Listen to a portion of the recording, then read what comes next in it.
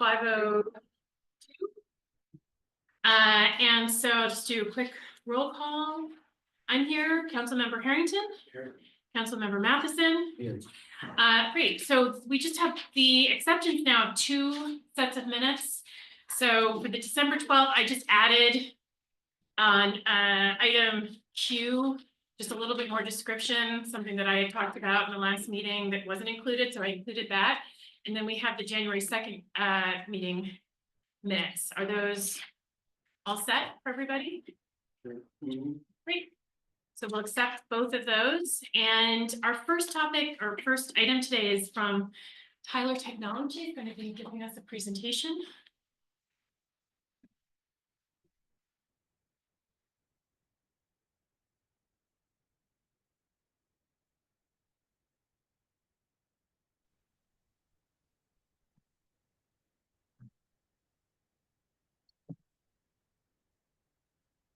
Can you hear? Hey, good evening. This is Chris Rogers with Tyler. Can you hear me?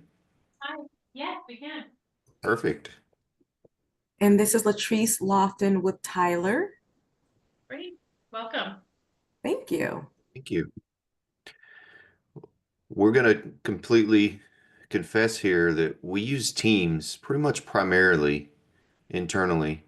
So we're a little newbies coming back to Zoom here. So There we go. I found the audio, the video, but Well, whenever you want to get started.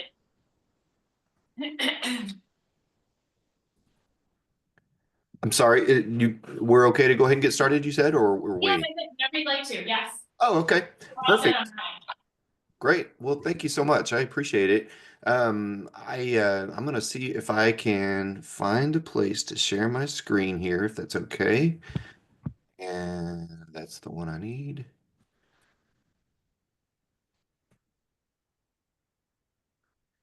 Is everybody able to see that? Let's see. How about now? Now it's coming. You're good. We're good? Perfect. All right, so you are able to see the Tyler Technologies demonstration. Perfect. Well, thank you. Just a quick introduction. I'm Chris Rogers, the account executive. I cover New York and Pennsylvania. And with me today is Latrice Lofton. She is our solution consultant, which means she's really kind of the product expert and is going to be doing most of the talking, providing a quick high-level overview demonstration for you today. Want to thank you for your time. You know, we've been working with Jenny for probably almost 2 years in discussions, at least about, this project and going through a number of possibilities and options, and feel like we're at a really good place with a great proposal and offering for the city, and excited about the possibility of partnering with you. So, what we're going to show you today really is just kind of a comprehensive ERP solution. And before I pass it off to Latrice, I wanted to talk just real quickly about Tyler as a whole and who we are. Maybe you're familiar with this, maybe you're not, but I'm going to take maybe 3 or 4 minutes just to give you a quick overview of Tyler before I pass it off to Latrice and really dive into the software. So Tyler Technologies as a whole, we focus exclusively on the public sector. That is all that we do. So there are other companies out there that provide software, but they may be in other verticals as well. Whereas Tyler is solely focused on the public sector, and we are the largest company that's solely focused on the public sector. We are traded on the New York Stock Exchange, TYL, so that provides a level of transparency that other companies may not have, because you can log on anytime and see what's going on with Tyler, if there's some acquisitions or how's the stock performing, or any press releases, that kind of thing. So there's a level of transparency there that others don't necessarily have. So we've got a great number of customers all across North America. 26,000 client installations specifically for Tyler. And obviously today we're going to be focused on our ERP Pro solution, which is really focused to small to medium-sized municipalities. But we do, as a whole, Tyler has a number of other products as well. Specifically in New York, though, it's important for you to note that, we've got a good number of government agencies that utilize Tyler Technologies, and I need to get this updated. I've been working with marketing. I know the number is higher than this. This is probably from over a year and a half ago, but just at least so that we've got a great footprint there. We do have an office in Latham as well, so we've got that representation there. But we also, Latrice and I are proud to be part of the statistic. The turnover rate at Tyler is nearly half of the industry benchmark. So, 27% of our employees have been with Tyler for more than 10 years. And another fun fact is that, 40% of our employees actually worked in the public sector at one point. I worked for a municipality for about 8 years before joining Tyler. So I'm proud to be part of that statistic as well. So really this is probably the one slide that I really want you to focus on today, because there are a lot of companies out there that can do a lot of pieces and parts of this slide and can do financials, or maybe they can do utility billing, but they can't do all of them and they don't integrate. So our goal today is to show you how we can bring all of these solutions under one umbrella, under one solution, one company that all are integrated. If you think about your financials, you're using KVS right now, using UKG for HR payroll. You're using Municity for your permitting, just a few examples. So, all these could be under one solution, one integrated solution that talks together. So obviously we've worked really closely with Jenny on the financials piece, and we've got a strong offering there. But we do offer, HR payroll. We are NICELRS certified, gold certified as well. So we work very closely with NICELRS and have the enhanced reporting requirements there.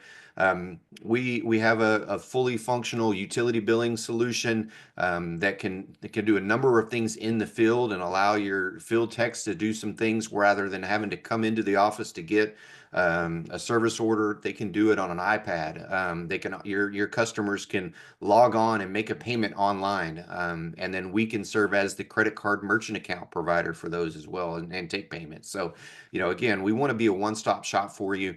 Including in our proposal is asset management. We've also been working with Carrie to address the meeting manager component. So we can really streamline the meetings and the notes and agendas, that kind of thing, with our meeting manager application. Parks and Recreation is another one, again, where you can make and take reservations online. So that's another component.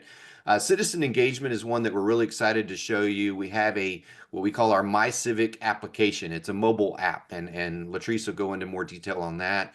We have our own proprietary content manager solution, which essentially is your digital filing cabinet. So you can, once just doing normal processes of running a utility billing run, or having a payroll, running payroll, those documents will automatically be captured and put into the system, and you can save any invoices, all that kind of thing. So we serve as we have a Tyler Content Manager solution that can manage that for you. Again, I mentioned payments as well, and then we have chatted a little bit about a city clerk solution. It's not included in our current proposal, but we do have that at Tyler as well. So again, just a number of things, but again, the main thing is that these all talk together and are integrated. So another important thing that I wanted to mention before I pass it off to Latrice here in just a second is our support and the number of ways that we provide support to you and your employees. So we obviously have a number of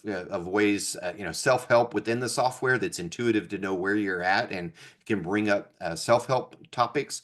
You could always email us, but we do have live chat and live phone support that's available Monday through Friday, 8 a.m. to 8 p.m. Eastern time. So, great coverage there. We've had a great response with the live chat option. A number of people that would rather use chat than trying to get on the phone with somebody. Tyler University is really what it sounds like. It's an on-demand training resource for our customers, and they can access that at any point to learn more about particular process or product, whatever it is. Tyler Community, again, you have access to our customers, so you can pose a question in the community to other customers and see what they're doing, how are they using the software, or maybe it has nothing to do with the software at all. Maybe it's more city focused, and you're wanting to see what other people are, or how they're dealing with a particular particular issue. So, we've got over 50,000 users on Tyler Community. And then, of course, we can always remote into your machine and take over and drive if we needed to as well. So again, if you were to choose us and move forward, and we got you up and running, you would have a number of ways that you would be able to maintain and support your solution. This is an example of what Latrice is going to show you. And the nice thing is you can access this solution on a number of different devices, whether it's your laptop or your desktop or an iPad or even your phone. So obviously with COVID, it's great that you can still, business can still go on and people can still approve things or reject things or look at reports based on the fact that this is a completely cloud-based solution. So. And then the last thing I'm going to show you before I pass it off to Latrice, and she'll show you this, is, we're excited to show you this mobile app. Ferris wheel is kind of what Jenny refers to it as, to be able to offer this as a citizen engagement tool to your customers who can access a number of different things real time using the app. So with that, Latrice, I'm going to see if I can find the stop sharing button.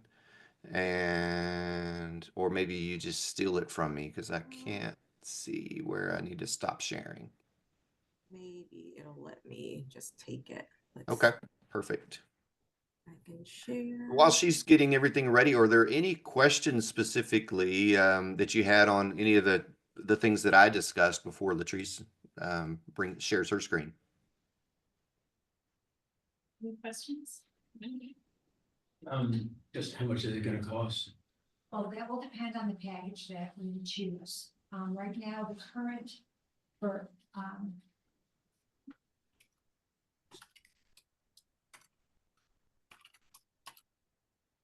our most recent contract that we have negotiated back and forth with the financial management suite.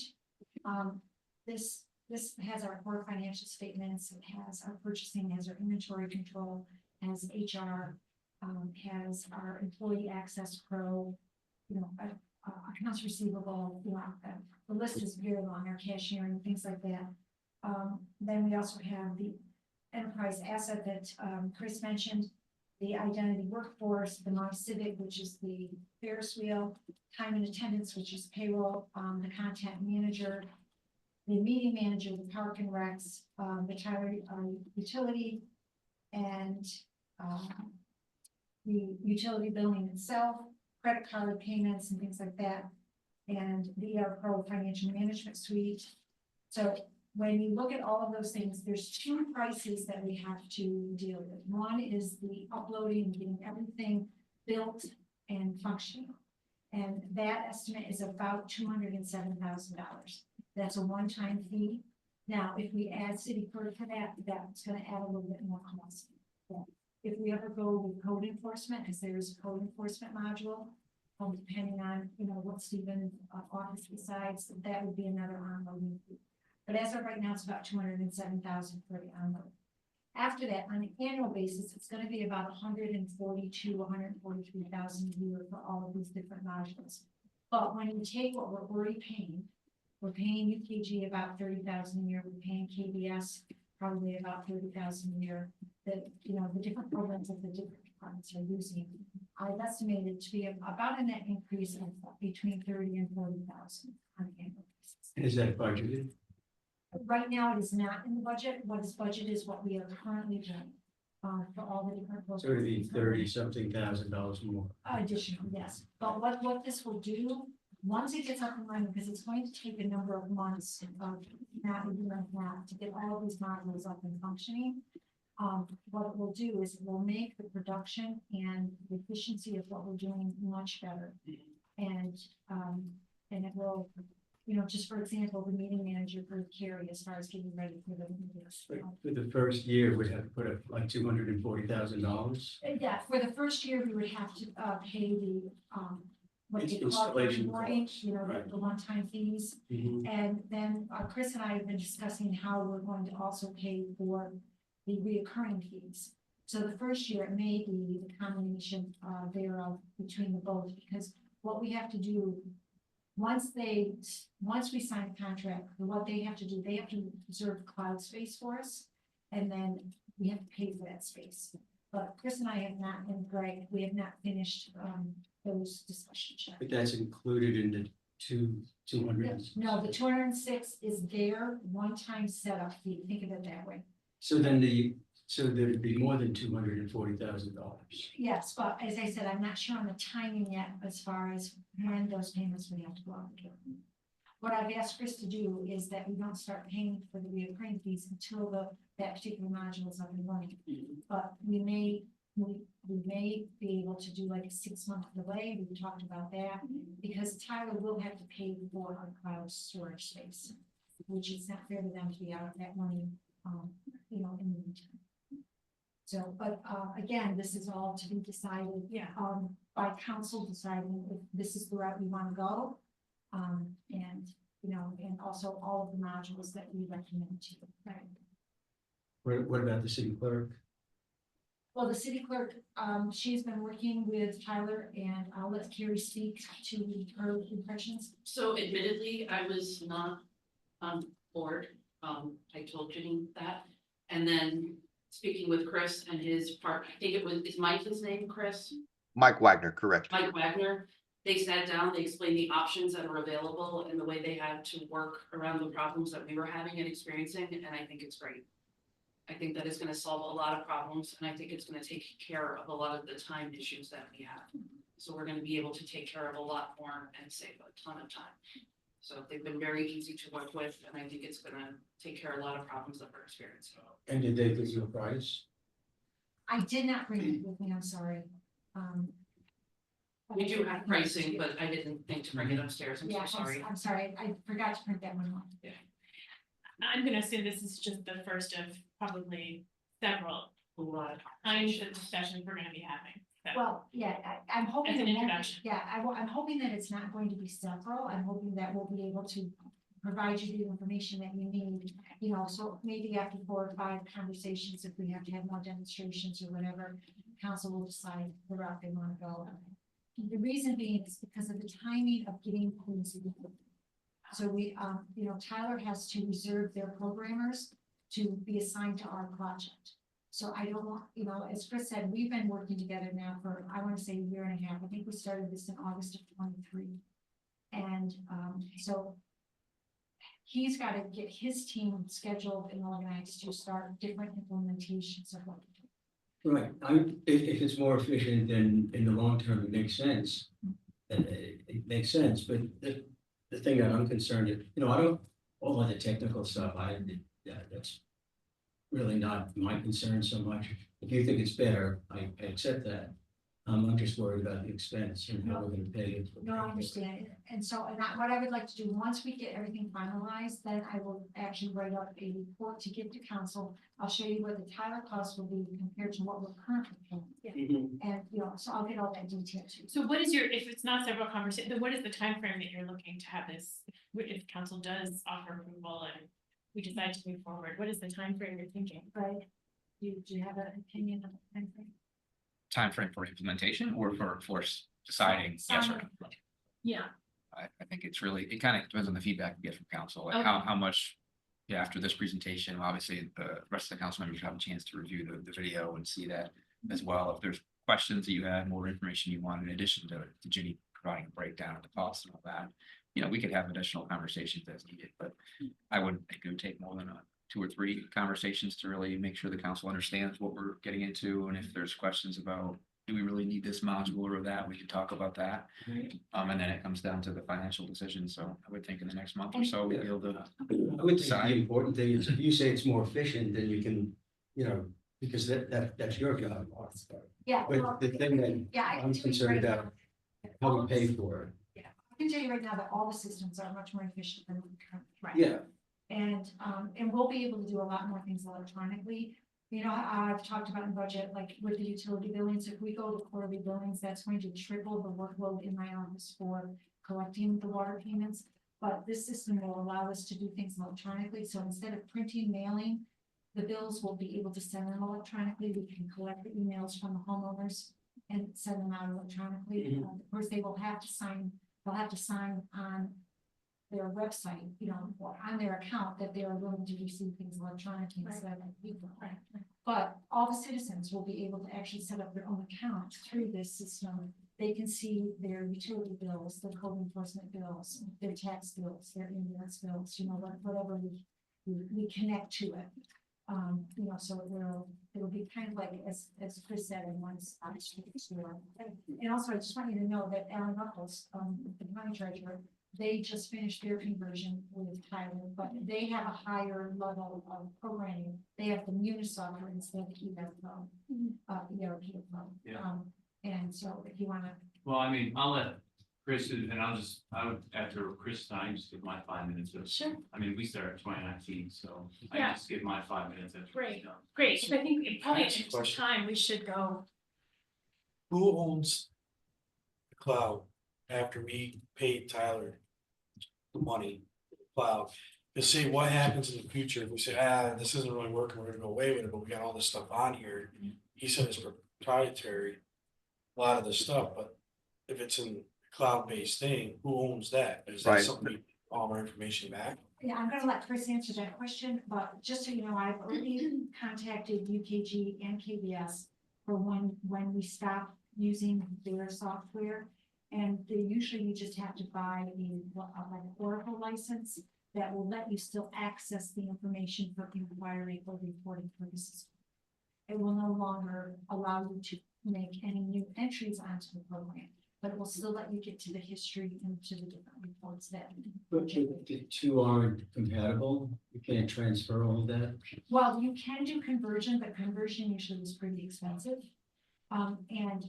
And technically, we only need to keep certain records for up to 7 years, and those 7 years go by pretty quickly. So, but we can discuss all of those Yeah. details. Yes, absolutely. So if I could just ask, just in the interest of time, we'll listen to the rest of the presentation, then we can ask questions, only because I'm getting.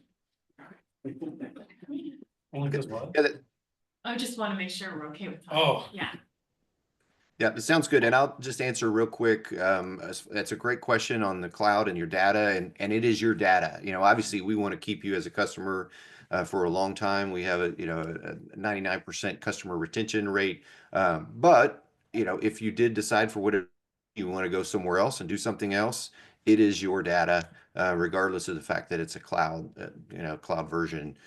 You would have access to that. So. Latrice, if you want, you could go ahead and do this kind of quick overview, and then any other questions we're happy to answer as well. Yeah, absolutely. Just to double check, did I share my screen properly? I think you see the dashboard. my dashboard. Yes. Okay. Okay, perfect. Well, thank you all so much for carving out a piece of, your meeting to have a look at our ERP Pro software solution. So keep in mind that all of those software applications that Chris had listed on that slide, I've been tasked with, summing it all up in like 10 minutes, right? So it's a huge task, but I hope to convey to you today the ease of use of our software, the efficiencies that can be built in. All of it being, a cloud-based, web-based solution. So you can access this information from your laptop, from a tablet, from an Android device, any smart device, you can access this information. It'll always be in real time. So what you're looking at right now is an example of a landing page when you log in for the day. So you as a user, you can come in, your landing page could look different than someone else's. So maybe I don't need to see financial information. I need to see utility billing information, or I need to see payroll, HR information. We can customize the dashboard based on your role there at the city. All of the elements that make up a dashboard include things like budget recap.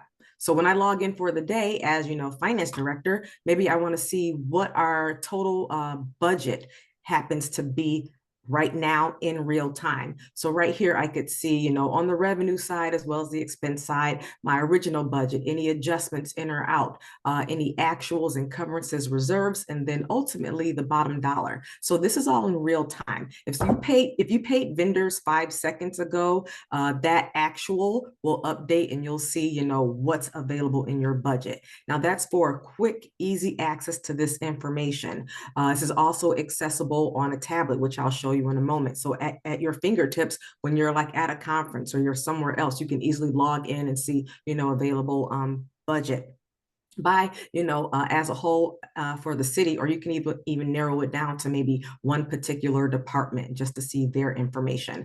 Now, again, this is, just summary information, but again, we have over 600 standard reports where if you needed the detail of what that $105,000 made up for those actuals for this department, easily, you can easily run that report. You can set our reports on a scheduler so that every report that needs to be created at the beginning of the month, it can automatically be sent to everyone who's responsible for seeing that information, so you don't forget or get out of the loop of any information. So in addition to the smart card showing, my budget recap, I can get some trending information for monthly spending, month over month over month. On the flip side, on the revenue side, I'd be able to see how we're earning revenue compared to last year as well. So I can get quick trending information right from here. Now, how it works within other applications within the software, we have electronic workflow, making it really easy to streamline any processes. So when you're needing to purchase something, you can kick off a purchasing requisition because, hey, I'm trying to purchase something that's over $25,000. I need to make sure I get the appropriate approvals. Immediately when it's your turn in the approval queue, it's going to show up as a smart card. So it doesn't bother you until it's your turn. You can always inquire on things sitting out there, but only when it's your turn, you come out and say, hey, I have, some requisition approvals from the library.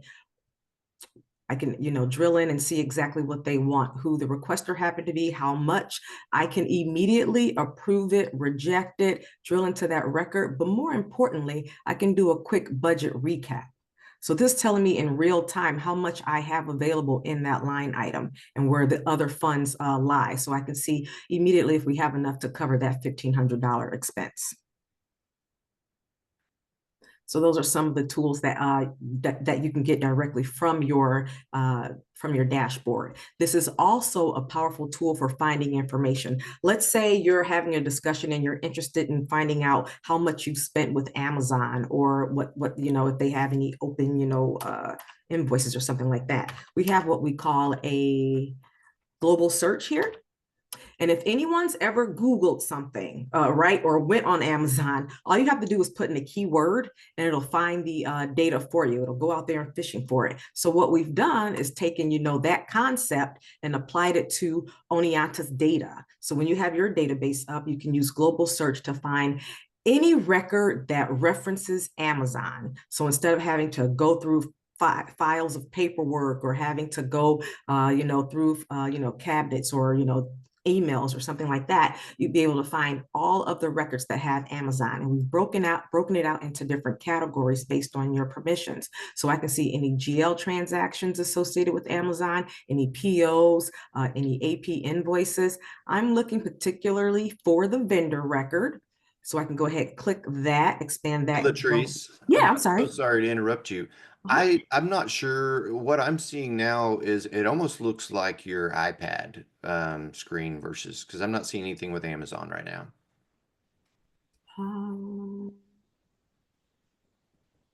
I just want to make sure. I just wondered if you're sharing the wrong screen.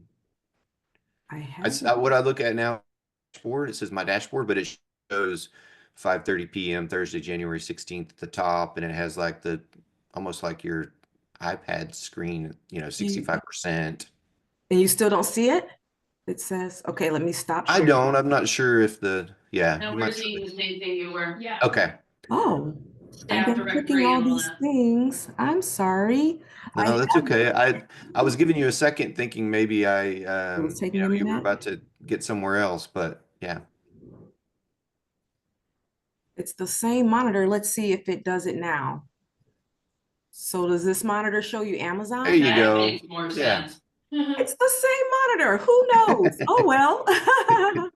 That's okay. So really quick, all I did was from that dashboard. Okay. Right, And this dashboard looks so much better than I guess just preface what they were seeing was a dashboard that would have been on your iPad. Oh, okay. That would have been more of a, on the go kind of dashboard. So this is Gotcha. Yeah. Okay. So My apologies. that's All okay. right. But you can do the exact same thing that I've done so far on that tablet. So that's one of the benefits here. So even if you're not on your laptop, you'd be able to see this from a tablet. So what I did was did a Google, well, an Oneonta search for Amazon, and it showed me all the records here. So right here, I see my GL transactions, my AP invoices. I can drill into just those. But if I just wanted to see my vendor record, I can come out here to Amazon as a vendor. And this is what I was hoping you'd see. There we go. So this is showing me my Amazon vendor record. I'd be able to see quick contact information. I can see all of the activity here. I can see any payments, anything pending or outstanding. I can at any point in time look at all of the historic transactions. Right now it goes back a couple years, but you can always go back to, you know, infinity as far as all the records that you have, and you'll be able to see all those transactions there. And then we also talked about the fully integrated content management solution. So everywhere in our software, this is a vendor example, but you can do it on an employee, a utility account. You can attach documents. So you can, you know, if it's vendor related, I can have contracts. If it's, you know, I can also show, you know, AP advices. So every time we process a document within our software, it's automatically added. So you can always retrieve those documents really, really easy, right, from that record. And that works again on the employee side, as well as, you know, utility billing, Parks and Rec, all of that information is accessible right from here. So that was just a taste of, you know, some of the different items that you can access directly from here. And you probably didn't see when I showed the budget recap. So right here under my smart cards, if I am responsible for approving something and it's in my queue, I can immediately see, hey, this came from, you know, Anita Dollar in finance, and we have, you know, she can approve it, reject it, but again, she can go in and get a budget recap here. So for that line item, our GL account code, I can see what the original budget happened to be, any encumbrances, reserves, actuals, and then the bottom dollar. So I'd be able to see if we can cover that particular transaction this time. And again, there's budget checking throughout the software, so you can have the system do a hard stop or, you know, a soft warning if people are about to enter an over budget situation, keeping control of all of your information or data there. So that was a quick introduction to the ERP Pro side of it. So this is, you know, the application that your internal staff would be able to use. Now, I hope I'm going to be able to share the tablet so that you can see. So let me know, can you see my tablet where it shows Safari, My Civic? No? You may have to stop sharing and then share again. Yeah. I drag it onto that. I thought it would work if I just dragged it onto the monitor, but No. that's okay. I can do that really quick. Okay. There you go. Yep, Great. we're good. All right. So what you're looking at now is a, you know, a mirror image of my tablet. And again, this is, you know, the My Civic app is the second icon from the top left. Now, again, it's a true app that your constituents can download from the iTunes store or the Play Store. We will customize the app so that icon looks like your own logo or what you want it to look like. You don't have to use our generic one. But what we've done in preparation for this quick presentation is built kind of a mock-up based on what you currently have on your website. So this is like an accompaniment to your website, right? So if you have different information feeds on your website, we can take that information and sync it up to the app, but you can also do things like customize this app. So right here, we talk about the little Ferris wheel of menu items here. This customizable where you can, you know, have links to your elected officials. So right here, we have, you know, the mayor. You can have this contact information, and this is customizable, so you can pare this down or you can expand it if you want. He could, you know, share his mission and vision of the city with his constituents. You can see all of the different council members right from here. You can also create a directory of your different departments. So I can come out here and, access the airport, finance, fire, parks and rec personnel right from here. We saw that you provided, bus schedules, tracking real-time, live feeds of where buses happen to be, the bus routes, and you'd be able to provide that as a feed as well. Provide your budget information so it's at your constituents' fingertips. As soon as you update it on your website, they'd be able to see it right from here. And again, you can play around with the icons. We built this for your demo, but keep in mind, we don't own this either. So there's a back office admin where we show you during implementation how to use it, how to reconfigure things. You could say, hey, I want to go ahead and, also add, other links, and we show you how to do that. They don't have to be Tyler applications, but it does work really well with all of our Tyler applications.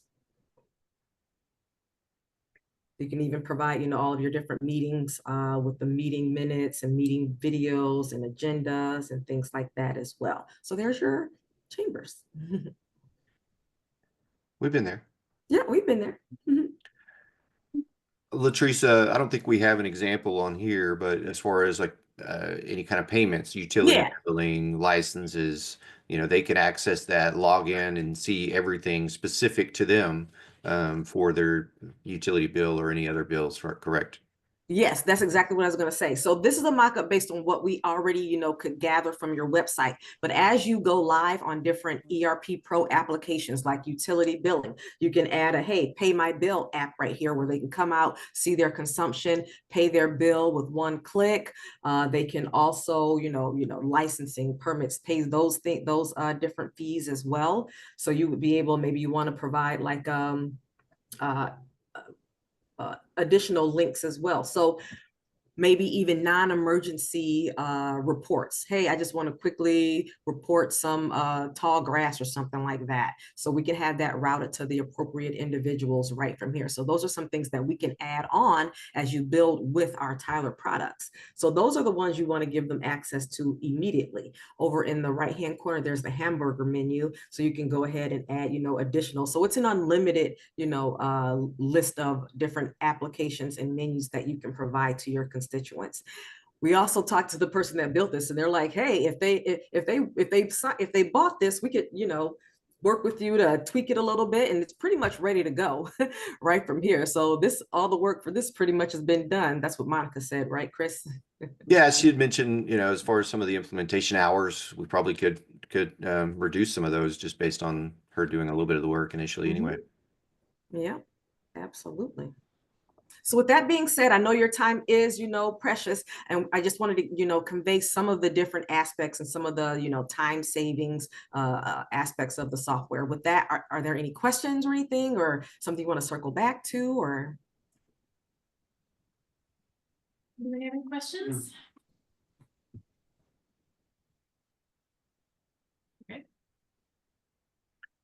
Well, we appreciate your time. I know it's a lot to digest, and trust me, there's a lot more. Oh yeah. We wish we could have gone into, but I really just kind of wanted to give you a really quick overview. Happy to set up any other demonstrations if needed, but we would love to partner with the city, and please let me know what we need to do to make that happen. Well, thank you so much for your time. We really appreciate your presentation. Thank you for yours. Thank you so much. Yes, thank you. Just before you go, President Latrice, I just wanted you to know that Tyler did come here in the fall of 2023 in this chambers, and for 3 days gave different demonstrations to all the department heads and any council members that came. And and I'm sure if we need to go that far again, they're very willing to do it. Matter of fact, they even asked if they wanted to come in person for tonight, and I said, no, let's just do it Zoom and do it that way. And they have been very patient with me. Before we even looked at any of their other modules, we went through the payroll. And I gave them 17 questions to answer for different aspects of the payroll. And Chris had all of the payroll team, all of the programmers there to make sure that all of my questions were answered, because we are having such trouble with our current payroll system. So they have worked tremendously with us in explaining and demonstrating and going through all of our questions, and you know, what does your software do, what does it not do? And also one thing that they have reassured me on is that they've got programmers, and if they don't have something that we want, they'll just assign it to their programmers. Obviously, we would have to pay for the program to be developed, but we've got that ability to expand on whatever, you know, that they have. So I just wanted to, you know, add that. Chris, I don't know if you want to add anything to what I just said there. Sure. Yeah. I mean, this is, thank you, Jenny. I appreciate the kind words. You know, this is our software. We built this, we designed this. It's not outsourced to anyone else. We don't outsource to anyone else. And so if there is something else that you're looking at, obviously we can get developers to look at that. But I will say the majority of our enhancements, which we do quarterly enhancements as well, we're constantly rolling out new things to the software, and that's part of your annual maintenance agreement. You're not being charged for that. But you know, we're constantly updating those, and as you get those, obviously there's you know, it continues to improve the software. But you know, as we develop that, you'll get a even stronger solution. So Jenny, I'm not sure if I've really kind of touched on all the things you're really wanting to talk about, but that's kind of a quick overview. Well, you know, we just wanted like a very high level introduction for the council members to be able to see what we're looking at, because this will be a large investment. And obviously we'll get back to you if there's anything else that they would like to see. And Greg, Yeah. anything else? No, nothing else from me. Thank you. Great, well, thank you so much again. All right, thank you. Perfect. Thank you all. I'll Okay. take care. Mhm. Okay, take care. Bye. Bye-bye. Thank you so much. Thank you. Talk to you later, Jenny. Thank you. So yeah, I can Would you just like give to my speak a quick, little quick spiel. So we, I took over in 2018. I started looking at Tyler in 2019 because we had the same thing. We had one system that did finance. So we had one system that did tech. We had one system and it was like a mess. You do journal entries, put all this, and it was kind of a disaster. So we looked at Tyler, signed a contract with them in 2019. And I will tell you that it took a long time. I mean, it's 2025 now, and we are at the point where everything flows smoothly, but it took 3 or 4 years, and it was 3 or 4 years of a headache. Because they're great to work with, but some of the people you're working with are programmers. They don't understand how balance sheets work and how payroll, and across, they don't understand that. But they are very good to work with, the programming and developing things. So we had this idea, we're wasting all this money printing checks all the time, and I'm paying someone to track 800 checks a week. So we had this idea, like, let's figure out how to outsource this. We worked with the bank and we talked to them, and they developed an entire program for us where we just send a file now. And it comes out of their system and it goes to Chase Bank and they print all the checks. We don't pay for check stock, we don't pay for bickering, we don't pay to track anything. So they will work with you. You can now pay taxes online. We developed a whole program with them where our citizens can now pay taxes online, anywhere. And we built it so that other towns and cities can join in our program and do it. So. Do you think it's been a learning curve, or do you think it's more that the technology has become more refined, more sophisticated, or a combination maybe? I mean, definitely. I mean, I would, before anyone makes really big decisions, I would talk to our board reps. I know we have 4 from the city, and see their take and like, what did you get before versus what you get now? Yeah. I think you'll see that they're like, Hey, it's Greg, I just want to add one thing. He was gone for a year during the transition because, Yeah. because he was military. So they were without him for a while. and but then when I was just here in Europe, I mean, I could everything from click the button right there. I did everything from Europe. Yeah. I know. Yeah, you said that towns and cities could join the You know, the county. tax collection thing, and we've talked. Oh, just about for that. tax collection. Tax collection. So we had looked at trying to allow them to use our financial system. That was But my it first can't. question. Yeah, that was. That- That was she's first question, like, can we just join you? So Mhm. because there's so many different accounts, that can't happen. Since the tax system is just little accounts, we've talked about this, we can bring the city onto our tax collection system. And we just worked with them to build a whole system. So like before, they're like, we can't do it. All the money goes to the county. But now Q2, they're gonna roll out a thing where Jenny can collect the tax down there on our system, but it hits her bank account. And the rec, so we are working on that. So I will say they're very good to work with, but I'm like telling you now, they'll say, you'll be up and running in a year and a half. Yeah. It's gonna be 2.5. Yeah. It's before you're up. Well, Did they have like unforeseen expenses and the unforeseen expenses, but also, and I just spoke with Jenny about this today, so. At the county, I voiced myself like I'm happy, so this resident access, this perfect example, which is the whole tax collection software they sold us on. It's gonna work, we're supposed to go live in January 23. I'm like, you guys don't understand your tax, the rules are different, this doesn't work. It took them, I mean, we just went live with it, August of 24. And the towns are supposed to be involved, we can't get the towns until August or until January 26th now, if we want to. But I told them, like, you guys, this is ridiculous, like, here's what I was promised, here's the emails. And they gave me $80,000 back. So I literally just sat here and told Jenny that when I first got quoted in 2019, my annual fees were gonna be $329,000 a year. Obviously, they go up every year. I've never paid more than $260. Because every year I'm like, this doesn't work, you can tell them, I haven't used this, I haven't had time to implement this, because your implementation on this process took so long, I didn't get time to do this. Okay, we'll credit you back for this, we'll credit you back for this, we'll credit you back for this. So they are good to work with because. They're gonna reimburse if. Yeah, that- at least like I said, that was my experience, we got, I mean, if I added up over the last 5 years, we probably got $250,000-$300,000 back. Yeah, we were supposed to pay, because. It's a difficult thing to implement. I know when Jeannie starts implementing, I know her office staff is short now, but. What they do, you implement all day. And then in the evening, they give you a whole bunch of homework to do to prepare for the next day. So, but your day-to-day stuff, no one's doing that. That's what we were like, this is crazy. But being on the other side now, it's probably my experience, like definitely talks about it, my experience is the best thing. I don't have paper miles anymore, I'm printing checks, frauds down. Anything the board needs, bam, I send them one link or one thing, right there, they have it, they have access to all the stuff that they needed. It's one click of a button, right? So long-term. Yes. It's, Yeah, sounds great. I mean, if you ask It's me, just the short term. if you asked me in 2021, I'd have been like, this is the worst idea. If you ask me now, I'm like.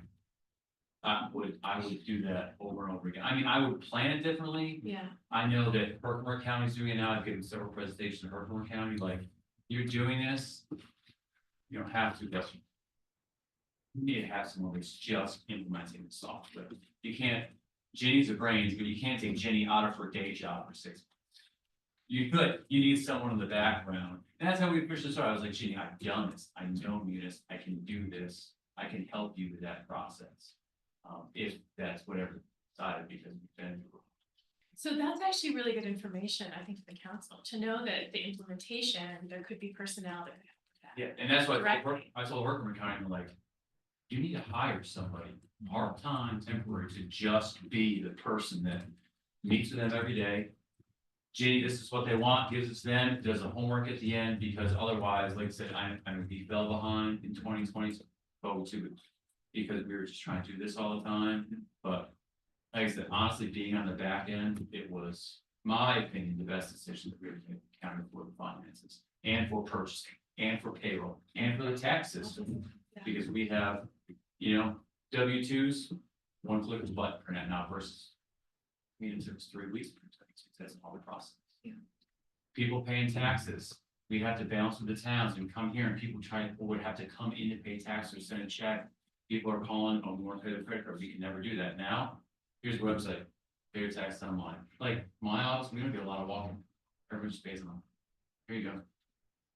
And And as the council knows, especially with the memo that I wrote to you concerning my staff, we're thinking about the future. And we're thinking about the future, not only just for the finance department, but for the city as a whole. And we're really thinking that this package will present a lot of opportunities, not only for us, but for those who follow us. yeah, that's good. And that's what I said before, I would really suggest the council, before you make a decision, I mean, go talk to Jill or Adrian, or, you know, like. The Yeah. ones that then see, hey, you went through this. Right. What do you, because, I mean, maybe they'll have a different opinion, that would be good for you guys to hear kind of the counterparts. Yeah. Any questions for Alan? No, so Jenny, you sure you want to do this for the next couple of years? Well, You you sound have, too it sounds, happy. well, it sounds like there's help, Yeah. there is assistance here, which is Well, pretty great. well, we still need to fully staff the office, but Yes. the reason we haven't moved forward sooner is because HR was short-staffed and finance was short-staffed. Those are the two departments that we need to like get payroll and HR up and running. And we didn't have enough, we just didn't have enough people. Now that Alan is here part-time, you know, it gives me hope that we'll have more assistance than we'll currently have. And expertise. Yeah, and In particular, expertise, yes, yeah. and well, Alan is, sorry, I'm gonna sing your praises for a minute, but Alan is, he's excellent. And he knows his stuff, he's very smart, he's very quick, he's very tech savvy. And, you know, he's a great asset. And, you know, and he even talked to me earlier about increasing his hours working between phone and phone, so. You know, is this going to be a huge project? Yes. Can I work any more than I'm already working? Probably not. But, you know, can we hopefully manage it? Yes. May I be coming to the council to say, look, I need a part-timer? We have to start to that. And then, you know, but you know that it's an investment for the future and that particular expenditure will eventually go away. To get us to where we need to go.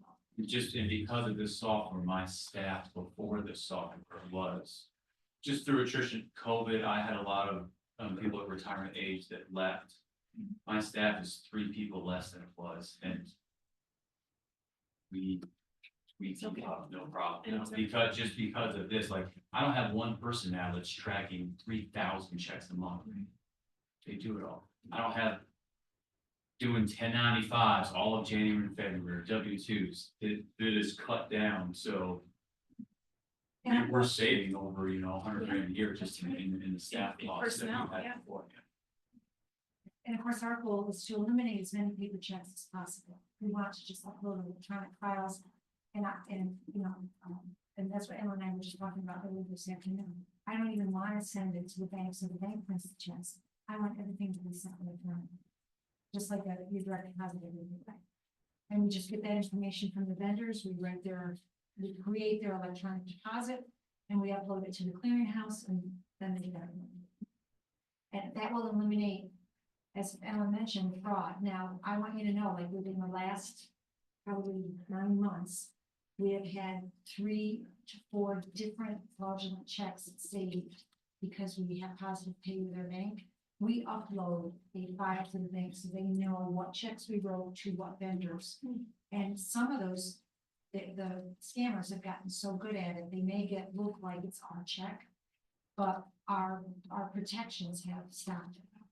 So, When you So say it makes sense, so fraud, there's fraud that's out there, yeah. right? Yeah, And what this they could do- help mitigate yeah, some of but it. they who's committing the fraud? The, thieves, basically, what they're doing is they're duplicating our check, they whitewash it, and they make the check payable to them instead of to the vendor that was supposed to go to them. And they're actually good at it. They Yeah, really I are. bet. And I'd what be they're surprised. doing, they just swipe out mailboxes. Wow. That's the big thing now, so like trying to cut down on that. Yeah, So the goal is to do as many payments electronically as we can, and eliminate the checks. Yeah. Okay, okay. Well, thank you for your Yeah. feedback there, that's really helpful. just have to figure out how to pay for it. That, and that's, yeah, we had to too, so we had to develop kind of like, both from here, both from there, but now that that's over with, it's much easier. And I got my bill this year, 289,000, I'm like, 2019, they told me it was gonna be $329,000 a year, and it's still not that because I'm 6 still years. like. 6 Yeah. years later, Yeah, right? it's still because like, Yeah. now they're saying this module is great, this is great, this is great, this is great, Yeah. this is great. Once you get into it and you're like, we don't actually need that, we don't Right. need that, and then you come, you're like, I want this one that's cheaper instead, and you kind of like trim it after a while. Right, So, or you find ones that you like and you get, you know, city clerk jumps on and she saves money elsewhere. The difference though between Munis and the ERP Pro is that the version that you just saw is much smaller than what it can. Mhm. We don't have as many bells and Yeah, whistles. right. Yeah. Well, we have to prepare. But that's why I would like, we want to help take on, let's help tax collection, let's help in other ways. Right. Because our system can. Yeah, it has the capacity, it's not. Yeah. I think the county government is 5 or 6 times larger than the city. Yeah. Something like that. Okay. Thank you again. Thank you. Okay, so I'd like to, let's move on and talk about our different items for today, which we have, not an extra long list, but. So the first is an appointment to the Housing Commission. The appointment is for, Brian Meisner. Is that who? Brian It's Misner, for sure. Misner. Yeah, but I don't. That was the one, that was the name I was confident of, but I wasn't pronouncing it correctly. Was not clear about the first name. Is it Thian? Thian? Thank you. I don't know if any, I know Misner is right. Cause I know his mom. Yes. Thank you. Sure. Are we okay with this appointment? Mhm. Great. So we can move that to the consent agenda, and the next item is actually part of a series of departmental reviews that are detailed, I would say. So the first item is from Department of Public Works. And this is to update the reorganization for the department. And in particular, it's to add a senior engineering technician for the GIS, correct? That's one part. Yeah. Is there anything we would like to, in addition to the narrative we have? So I guess quickly, as you guys know, we have 6 crews / divisions in DPW. They include the streets department, our sewer department, parks, buildings and grounds department, wastewater treatment plant, water treatment plant, and the engineering department. Basically, we're not touching the water and wastewater treatment plant. They're functioning perfectly and don't see the need for changing anything there. But the first one we'll talk about will be the engineering department and administration engineering. As we talked about before, we're talking about partnering with the town and having an intermunicipal agreement with the town to do their GIS, GPS work. To do that, they would come with this agreement where they would pay us a fee to help them with that, some revenue for the city. But we would need to create a senior engineering technician position. This would allow this person to oversee student workers. That change in title is required for be able to direct people and things like that. And so hiring student workers, they would go out, GPS work, collecting features such as signs and culverts and water system features, wastewater system features, whatever the town is looking to have inventory. And then the student workers would come back, they would download the data, post-process, and then working with the senior engineering technician, they would create mapping and data sets and things like that for the town to use. That's the ultimate plan there, and that's really the main change in the engineering department. Does anyone have any questions related to the? Is this a new position, This is, new hire? this will be a change in title for someone that's in the department now. Okay. So there would be the same number of people in the department, Mhm. it would just be a different title. And the title senior engineering technician, we have an existing title in civil service that would need to be updated. But that would have to go through the Civil Service Commission. But it's not adding staff, it's just boosting someone's title. That's correct. And just, you know, that title change is included in the 25 budget. Yeah. Thank you. I just had a quick question, a couple of quick questions. One, the sum that, the amount that the city would charge the town is that's to be discussed. That's something we're working on now. Uh-huh. It'll be based on salaries that we paid for the senior engineering technician, the student workers, if we end up doing paid student workers, or unless they're working out for credits, maybe free internships, my time. Yeah.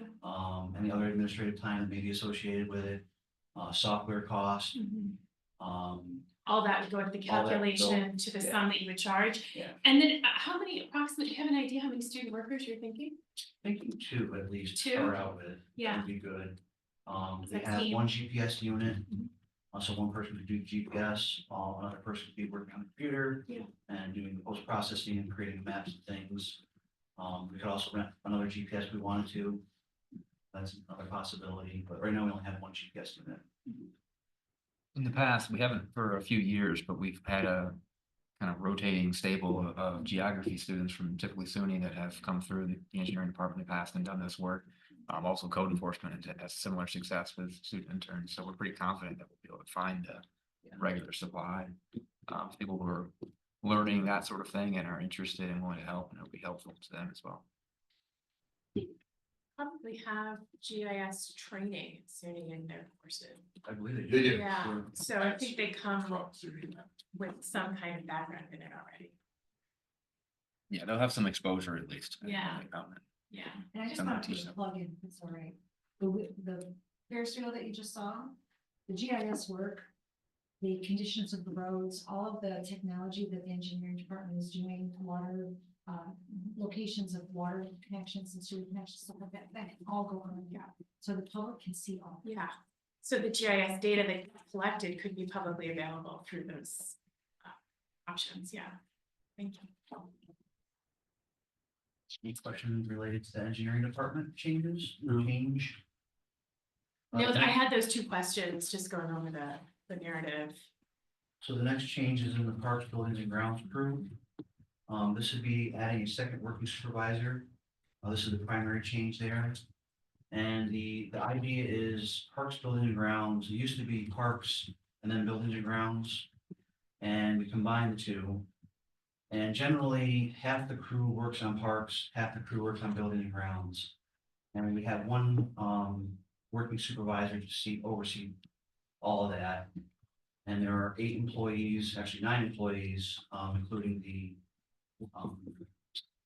building and ground supervisor, park building and ground supervisor himself, with an administrative position. We feel a second working supervisor is necessary so that people that are working in the park will have a working supervisor to work with them. And in addition to that, this is not in here, but we've been talking with the group about potentially changing their hours to 4/10s. And then they would work, 4 of them would work Monday through Thursday, the other 4 would work Tuesday through Friday. All 4/10s, and then you'd have working supervisor one group, working supervisor the other group. Plan would be that they will all start at 5 o'clock, 10-hour day would get them to 5:30. They would do all the cleaning and everything in the morning between 5 and 8 for main workers come in at 8 o'clock, city staff and things, get all public safety building clean, get the city hall clean, get the bathrooms, the parks clean, get all that cleaning done. And then once they're all done, you can do it faster because they'll all be focusing on it. They're all done with the cleaning, then you go to mowing, weeding, then you go to their projects, we're doing carpentry work. And that's our plan for that group. Why 4 days instead of 5? It's something that the staff has been requesting. We have 2 crews right now that are already on the 4/10s, the water and sewer crew and the streets crew. They currently work Monday through Thursday. And the 4/10s are working really good. It's helped boost morale. And something that we like to offer to the park building and grounds.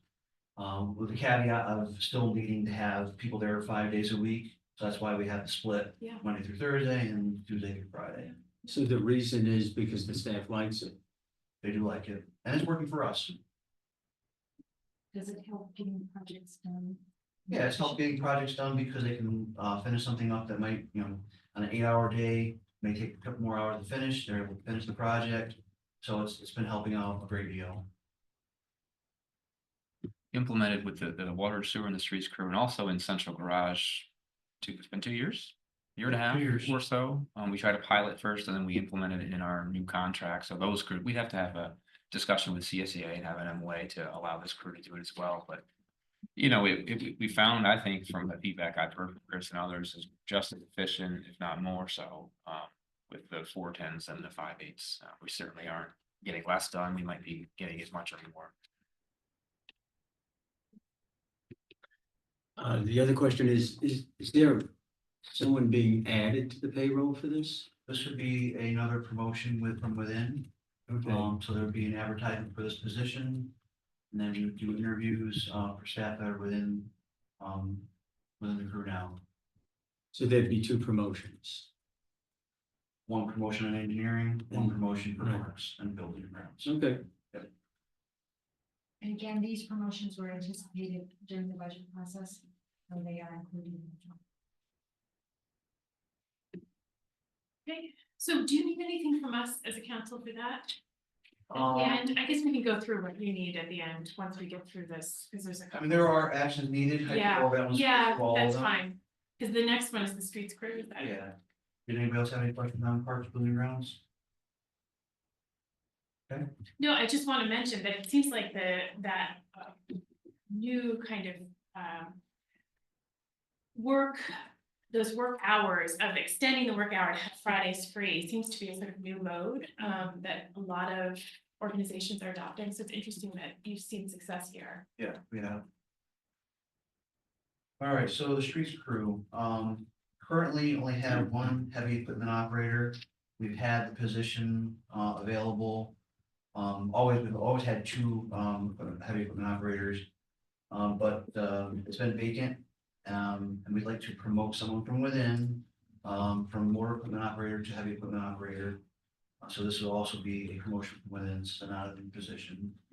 And then the other goal is having everyone else, besides the 2 working supervisors, so 2 working supervisors, 2 heavy equipment operators, and then everyone else eventually work their way to motor equipment operator. Right now, I think we have, what the chart said, 6 motor equipment operators, Greg, and 1 maintenance worker. Currently, we have the 2 working supervisors, 1 heavy equipment operator, 7 motor equipment operators, and 1 maintenance worker. Right, so we'd hope that one of the motor equipment operators would be promoted to HEO. And then the maintenance worker would get their class B CDL, and then they could be promoted to motor equipment operator. what's a motor equipment operator? A motor equipment operator is someone that has a minimum class B CDL, and they are able to drive, basically a commercial vehicle and have a little bit of experience of operating some equipment. Like what kind of equipment? What's that? What kind of equipment? Like skid steers, a minimal operation of excavator, small excavator, mini excavator. A heavy equipment operator would have to have a class A CDL license. They'd have to be able to drive a commercial driver license that requires a class A CDL. So basically a bumper pole vehicle is what we have for towing the excavator around on a trailer.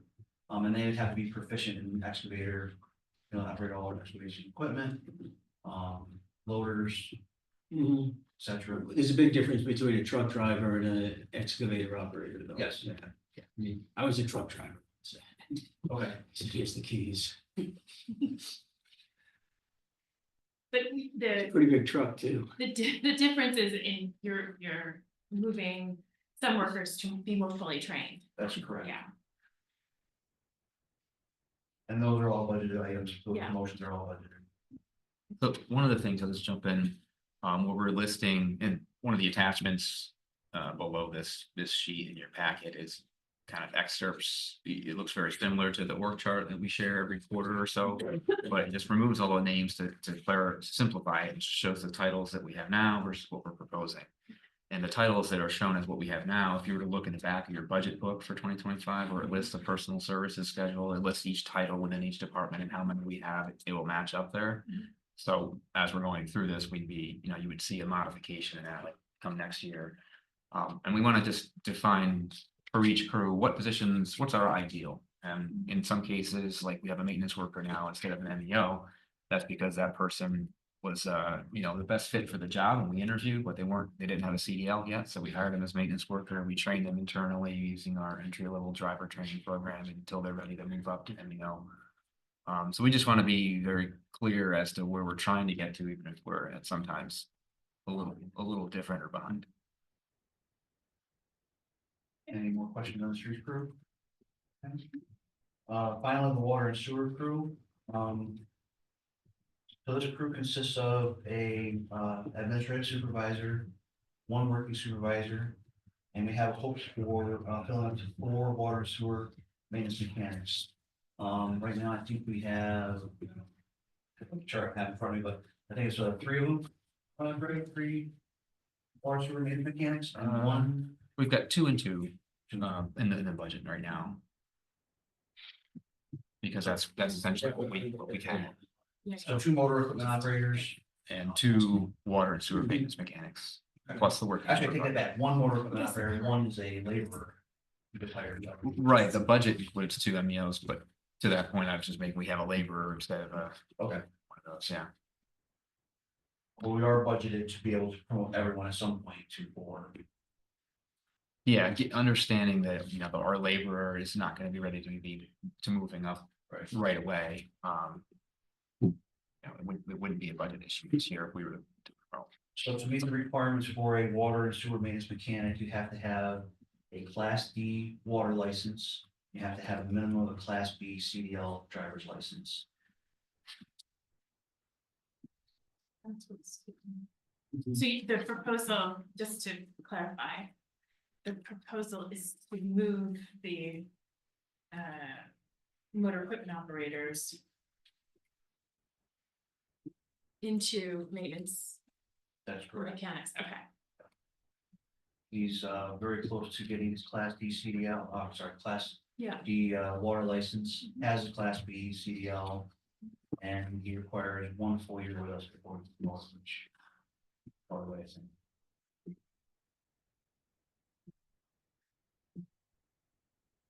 So that's the last on the crew changes. Any questions? Any other questions? No, that was my one question, is sort of the elimination of those 2 positions and then moving them into, it sounds like, just up. Yeah. That requires more training. So again, no due to promotions, these are all from within existing employees. These are not new positions. Actions needed, they're outlined in the sheet that we submitted. Once a job description is adopted by the City Civil Service Commission, Common Council must approve it, adding a senior engineering technician position. And then also Common Council authorization required for the proposed changes to the organizational chart itself. This is especially important with the recent council motion to delegate the filling budgeted vacant positions to the city administrator, so they don't go through this committee and council anymore. And I'll have one soon, actually. We're hiring someone else, and what I'm gonna do is take the same form that I've been bringing through this committee, and it says staffing, it says, why are we filling this position? What is it? What's the grade and salary? Who is it? And I'll send that to the council in an email, so you're aware, which I think will satisfy what the intent was. But we want to make sure that we're only filling positions that are budgeted. So when it says in our budget, we have 2 motor equipment operators and 2 water and sewer maintenance mechanics on the water and sewer crew. If we all agree, we want to change that so we can fill up to 4 water and sewer maintenance mechanics. So we might have 2 of each because MEO is a little bit lower grade than the water and sewer mechanic. But when they, are qualified and able and proven their abilities and have the right licenses and such, then we can move them up to reach what our ideal operational staffing is. So that way there should be no confusion. It should be easy to look in your budget book and look at the organizational chart and see how things are being built.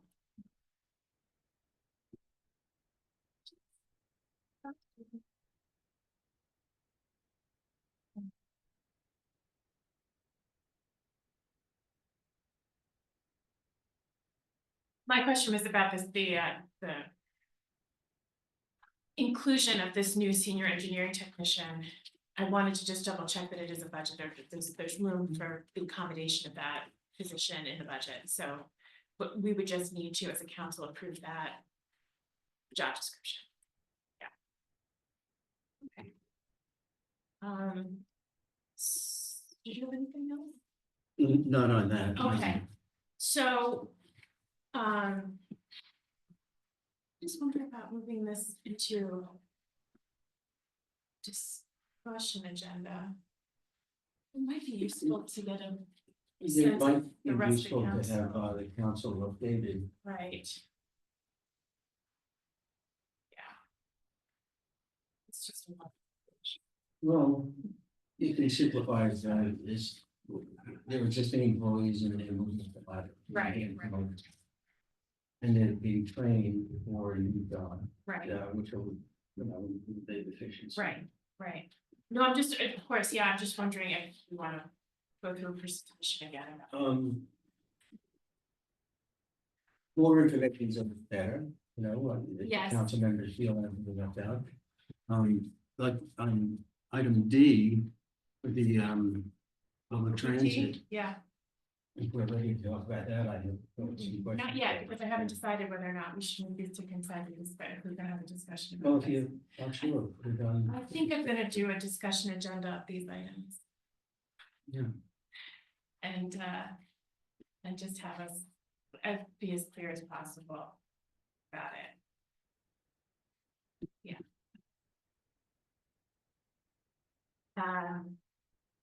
So thank you. So the next item is going to be, about the OPT. And this is about the transit supervisor position. Were there questions that you have? Yeah, is that a new hire? And it looks like it's adding bureaucracy. This one, and Dave Olsen wanted me to apologize on behalf, he couldn't make it tonight, he had a conflict, otherwise he'd be here, but obviously he worked for me to write up the form for this, so I can explain. So if you look at the organizational chart comparison, right now we have transportation director, that's Dave Hoteling's job, and we have two transit coordinators. And then our bus drivers and laborers and administrative specialists below that. The proposal here is essentially to convert one of the transit coordinators in a promotional move to transit supervisor. What we've done with DPW to draw a parallel over the past several years is create each of the crews that Chris has beneath him. There used to be a deputy public works director, and when that position vacated, we eliminated that position and set things up so that each crew, each functional area, water and sewer, streets, parks, buildings and grounds had a supervisor, administrative level supervisor for that crew. So they report directly to Chris. And we're looking at it similarly in OPT where we think it makes sense to have, you have a director and then you have a supervisor level position. They don't have multiple crews like DPW. They just have the bus operations, but this supervisor level position would allow that individual to manage the daily operations of OPT scheduling, dealing with the bus drivers directly and handling those kind of things, as well as I mentioned before, the ELDT training program, which we found success in that, both with helping DPW employees get their CDL, because they have to go through this ELDT program, whether they're a city employee or not, to get their CDL. So we're doing that in-house, which if we didn't have that option, we'd have to pay someone to do it. It also helps us, gives us the ability to hire student workers before they have their CDL to be a bus driver. We train them in-house so that they can become bus drivers. That's helped us with recruitment. So this person's responsible for overseeing and implementing that program. By having this position that we don't have now, it's not adding position to transit, it's kind of shifting one So up. this is a promotion. So it's a promotion, it wouldn't add a new position. Just changes the role a bit. And we've talked before, I think, about Dave Hoteling has spent too much time as the director driving a bus. And a lot of that had to do with our inability to recruit and retain, part-time bus drivers for the most part. We have 5 full-time bus drivers and up to 30, depending on the time of where we're at, part-time bus drivers. We've been able to improve in that area with some salary increases and that sort of thing. The ELDT program has helped us too. So really, we need a director to be able to focus working with myself, Ginny, and others on what is the strategy, what are we doing with OPT to continue to increase our ridership. Again, we've increased since COVID, but it's not back to where it was. How can we market better, do things that we really haven't been able to spend a lot of time on? Possibly have different contracts. We're looking at the county as possibly operating their system, which would be the goal of that would be more efficient and Right, I understand all ultimately that. make That's fine. OPT a What cost. my concern is that we're not adding to the bureaucracy rather than the efficiency. More bureaucracy leads to inefficiency sometimes. difference. Yeah, I mean, I don't see it if as, someone is being promoted, it's fine. Yeah. But if you're adding a middle layer of management, that I would have an objection to that, but from what you're saying, you're not doing that. right, I mean, you could probably call it a mid-level management position, but But it's there's not- nothing now. It's not a new person and it's Right. not creating, another office and all that. It actually sounds like from the description, position would actually streamline much of the decision. That right now, things get Right. caught, where they shouldn't be Right. caught, and that this would allow an additional position that would include a decision maker that could expedite with more clarity and efficiency. Right, with the explanation, that's what I was saying, but when I just saw it Oh, on yeah. the document, I say, well, bureaucracy, that's not Right. good. It's the air we breathe. It's actually, Bureaucracy is the air we breathe, so it's also expensive, so. this is a budgeted. There is funds in the budget. Other questions? I think if the, Yeah. Public Works goes to Yeah. discussion. Yeah. we'll have a Yes, I discussion. agree. We'll move that to discussion. So we can drive home the point of the role of bureaucracy in our lives. Okay. And thank you for the description of the position. Oh, we got-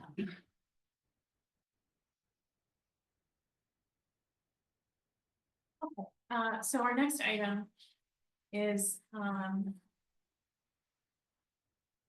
actually multiple positions, not just this supervisor position. It's really helpful to provide a context. So the next item is a, fee schedule, set up for the fire department for the unnecessary alarm. Is there anything you'd like to add, Chief about this? I can jump in, yeah. Oh, So, okay. so this one, we established this about a year ago, I think it was February last year, it was a new code section created, 280. Mhm. So it is a mechanism to allow when the fire department is called multiple times to the same address, for false alarms, Yeah. essentially, somebody pulled the alarm with no emergency, cigarette smoke or something, setting an alarm off, construction activity, setting an alarm off, not an actual emergency. It gives us a mechanism to bill them after multiple alarms. However, like all of our fees in the code, it typically says in the code, a fee to be set by common council from time to time or something to that effect. Council never actually passed a motion after the law or the local ordinance was passed to set that fee. Despite we had discussions about what it was gonna be. But never. And looking back, we hadn't done that, so we need to do that. That's what we're proposing now, is to set it at $300, which is based on an analysis. $300 per occurrence. Stephen, do you want to describe how it came up? You go ahead. I Describe how you actually came up with just it. ran the numbers, updated numbers after seeing this on there. Mhm. I don't have the updated payroll numbers, but I kind of guesstimated and recommended that we probably go to 350 for the additional personnel costs. Basically what we do is I look at the FEMA rates, so if there was a natural disaster. Yeah. And we rented our fire truck out. Yeah. I used that rate Yeah. to set for this, and then we would send 4 personnel, so I take the personnel costs, add those together, and then Stephen, basically estimated about $50 in administrative fees for his staff to do what they do, so. What we have to do is we then have to process all this, enter it into our system, send certified letters. Yeah. So we can call it associated with the distributors. How often does this happen? Sometimes 5 times a day, 10 times a day. So it's a common occurrence. It's common enough that that's why we draft this ordinance. Yes. And it's fine. So we'll have for example, we have a fraternity house, when I check the call logs, in one day they had 7 alarm calls. Yeah, so I was thinking that maybe there's certain locations that would have this occurrence more than others. Yes. Yes. Yeah, definitely. There's addresses that I can just type in and be like, what's going on today? Obviously, I think that the intent of this is to Right. give some motivation to these entities to figure out how they can minimize their alarms. If they have What's an the issue, fee if it's now? faulty, there's no zero. Hmm. Never been Well, established because the we fee just. wasn't established, we discussed it, it was, when we passed the ordinance, it was discussed, it just was never added to the fee schedule. I will say though, the threat of the fee has impacted some of our frequent flyers. So it is a deterrent. Yeah, Potentially. the threat of the fee did correct some of our people that were just kind of ignoring and just like, whatever. But we still have a few that are definitely not. We're still going to. Very, very. Maybe look at the memo eventually, that it's gonna cost them a lot of money. That's it. The $350 is roughly the cost to the city to respond. Yes. Well, for them to respond and then B, to do all the administrative part of it. All of the work related to it. And some of those calls, like, we'll have to go to as well, because after the fire department goes there, they'll say, hey, there's a broken sprinkler head. So then we get involved on the enforcement side of getting the sprinkler head. So not only is it costing the city the bond time, it then costs us enforcement and administrative time to correct the unsafe condition. And some of those conditions might involve court, which brings on additional costs. I mean, it's not just driving the truck there. And leave, right? If somebody fights this goes to the Board of Public Service. It's an appeal, or an appeal, but the fee appeal like any other fee appeal. So I was gonna say, cause I could sit, or be sitting over there, I already know the finger's gonna come at me saying, you are the one that sets the fee. I hear it every meeting. Yeah, I mean, They're too high. unfortunately, They're not- we want compliance, and we're not. well, unfortunately. Most of the things that are associated with these code violations, if we took them to court through the New York State statutes that cover code enforcement. We could seek $1,000 a day per violation. So all of a sudden, a broken sprinkler head that might cost you $350 because of this ordinance. I can go to county court and I can get orders to remedy, and we can, just like we've done with 195 Main. And those result in much larger fees than a false alarm. What's 495 Main? 195. 190, It's the old. the old, Homiana Hotel. right. Okay, that was part of the process of removing the tenants. Well, after that, Just recently. recently, right? yeah, we settled about $157,000 towards fine on that particular property. For code violation with non-compliance. Did they pay it? It's a lien on their property, so they're selling the building right now, so they'll pay it. Which- Well, yeah, in the sale of the property, we'll take our hat off. Any other Thank you. comments or questions about that fee? Because the next item is a fee as well, and this is for historic preservation. Can you just add something To that previous fee? well, to the. To the host. Oh, yeah. I just want to inform the committee, I just want to remind them, this is what I want to do. When there's a code violation, and please correct me, Stephen, if I say anything incorrect. They've got 60 days from the date of the notice to come into compliance with no fees whatsoever. At that 61-day mark, the fee starts at $250. The admin fees that get up to the thousands of dollars, it's because the homeowners have not complied and they're charged $10 a day. So if their bill gets up to $3,000 or $4,000, they've ignored it over a year. And they get notices and they get repeat notices. So. I just wanted to share that with you, Yeah. on how the fees. That's a context for it. Right. Just to wrap up, that one, are we sending that to council, and is it consent or Yeah. discussion? Yeah, I think consent, because, And at the $350. yes, chief- 350. Okay. Did you make any headway with the town passing it too? I don't believe the town has taken any action. We had discussion with them at one point about it. It asked, The town contacted us about other ordinances that we have that we utilize for unsafe lighted structures. They felt the way it was explained to me, it seemed like they didn't have the administrative capabilities of handling some of those things. So I don't know where this landed, but I know some of the other ones, they were kind of like, we just don't know if we can actually process, but do the process to do. Cause I just think it's pretty hypocritical to sit here, put fees on people in the city when our fire department's going out to the town, Yeah. doing the same thing with an alarm alarms and stuff, but we're gonna look at our people saying, but you're going to pay. Mhm. I That just, should be something we negotiate with fire. you know, I just have an issue with that. That's, What are you suggesting? I'm not suggesting anything. I just think it's pretty hypocritical that we just passed something up here. We're gonna sit there, we're gonna give you these fees. This is for our fire department. The fire department, we contract with the town. So the. But they still have false alarms out in the town, Yeah. but so they can have 1,000. You can have a couple, 7 calls in a day out in the town that are false alarms, and there's nothing we can do about it. We're gonna sit there and we're gonna hold our city, Yeah. you know. You think we should extend this to the town as well, the whatever. We can, town's gotta right? pass it. We can't, we'd have to wait until they Or do something. unless you put it in the contract, I have no idea, I'm not an But if attorney, it- but I just, But if they're using the city fire resources. yeah. It's I the know, building, that's. Yes, I Yeah, know, the yeah. owner, yes, I know. I know, I'm The just, location, I know, but Why are we not? They need to approve the same ordinance that we approved. Who's the liaison to the town related to the fire department?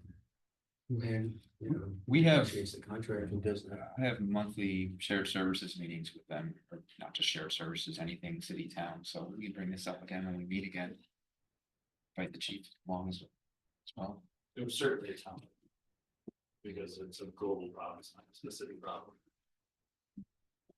right. Wouldn't just Sorry. one locality. Is that okay with you? what? They're gonna discuss it with the town? Well, yeah, because we started this when we first did it, I said, I voiced my opinion then too, was. It doesn't make much sense, it's not gonna, it might take care of this little nucleus of the problem. Right. But it doesn't take care of the overall Right. thing, and I just think it's very hypocritical if we're gonna do something here. But we can't carry it out there, so, Yeah. Should we make it contingent on having an agreement with the town? we passed it, I mean, Yeah. right now, we're just talking about. The fees, 'cause Imposing the fee. I mean, I think that's a bigger issue. I mean. I'm not sure I'm okay with 350. I'm probably okay more like 250, 300, but let's start. We can always ratchet it up. Let's see if we get to compliance. We know we don't get it with $20 tickets for parking, we wanna ratchet it up, Yeah, let's, you start out too high. You could have a reverse reaction where you're gonna watch people say, well, it's too much to be in the city, it's unfriendly and. Just, it's one of those balancing acts, so. That's just my 2 cents in it. Should we change the rate? no, Hmm? I wouldn't. Well, I mean, I think it's a recommendation, I think it's a recommended, and actually, I actually thought it seemed low, but it's a FEMA. Yeah, off of based- disasters, it's not a FEMA for a law, Yeah, it's 2 different things. So. well, it's equipment rate. Not, But also you gotta look at it this way too, you're going out, we pay the fire department to be there to go out on calls. yeah, Well, they have a policy that they wanna call in the next crew, or they got a policy that they have to respond to these things. That's a policy that they did, that they have, but now they're sitting there saying, well, because we did this policy, now we're gonna charge because we changed our policy. Not saying it's right or wrong or indifferent, but we also pay the on-duty crew to be here. yeah, I understand we're calling it overtime, I get that, but in the same token. I just think this is a global problem that we gotta look at, I just think. There's a big issue here, and I get it, I understand, because I get the frustration from the fire department that you're going to some of these places 3, 4, or 5 times a day, I completely get that, I completely get that we gotta do something. so it sounds like it's not just the fire department, it's also the code enforcement. But I mean, I'll probably be upfront honest with you, if it stays at the 3 or 350, I'm probably gonna pull it and vote against it. Yeah. I'll be honest with you, Yeah, so. Well, why don't we put it? in the yeah, I discussion mean, you could agenda? just move it to the discussion agenda, Yeah. I think, in that case.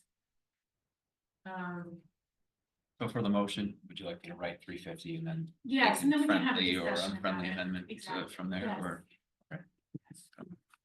Thank you. Also, I'm only one vote, so it doesn't. It's an important perspective.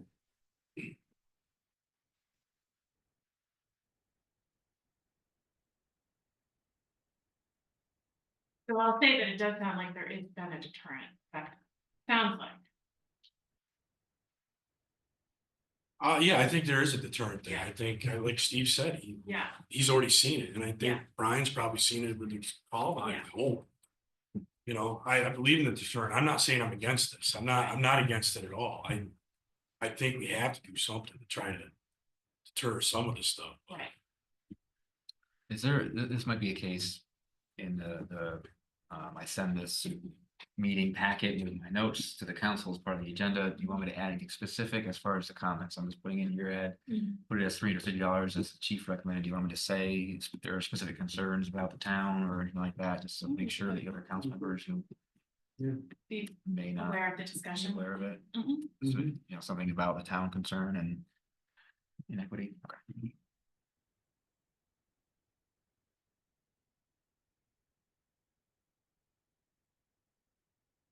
Okay, so we have another discussion about a fee. Unless are there any other comments about this? The fire fee?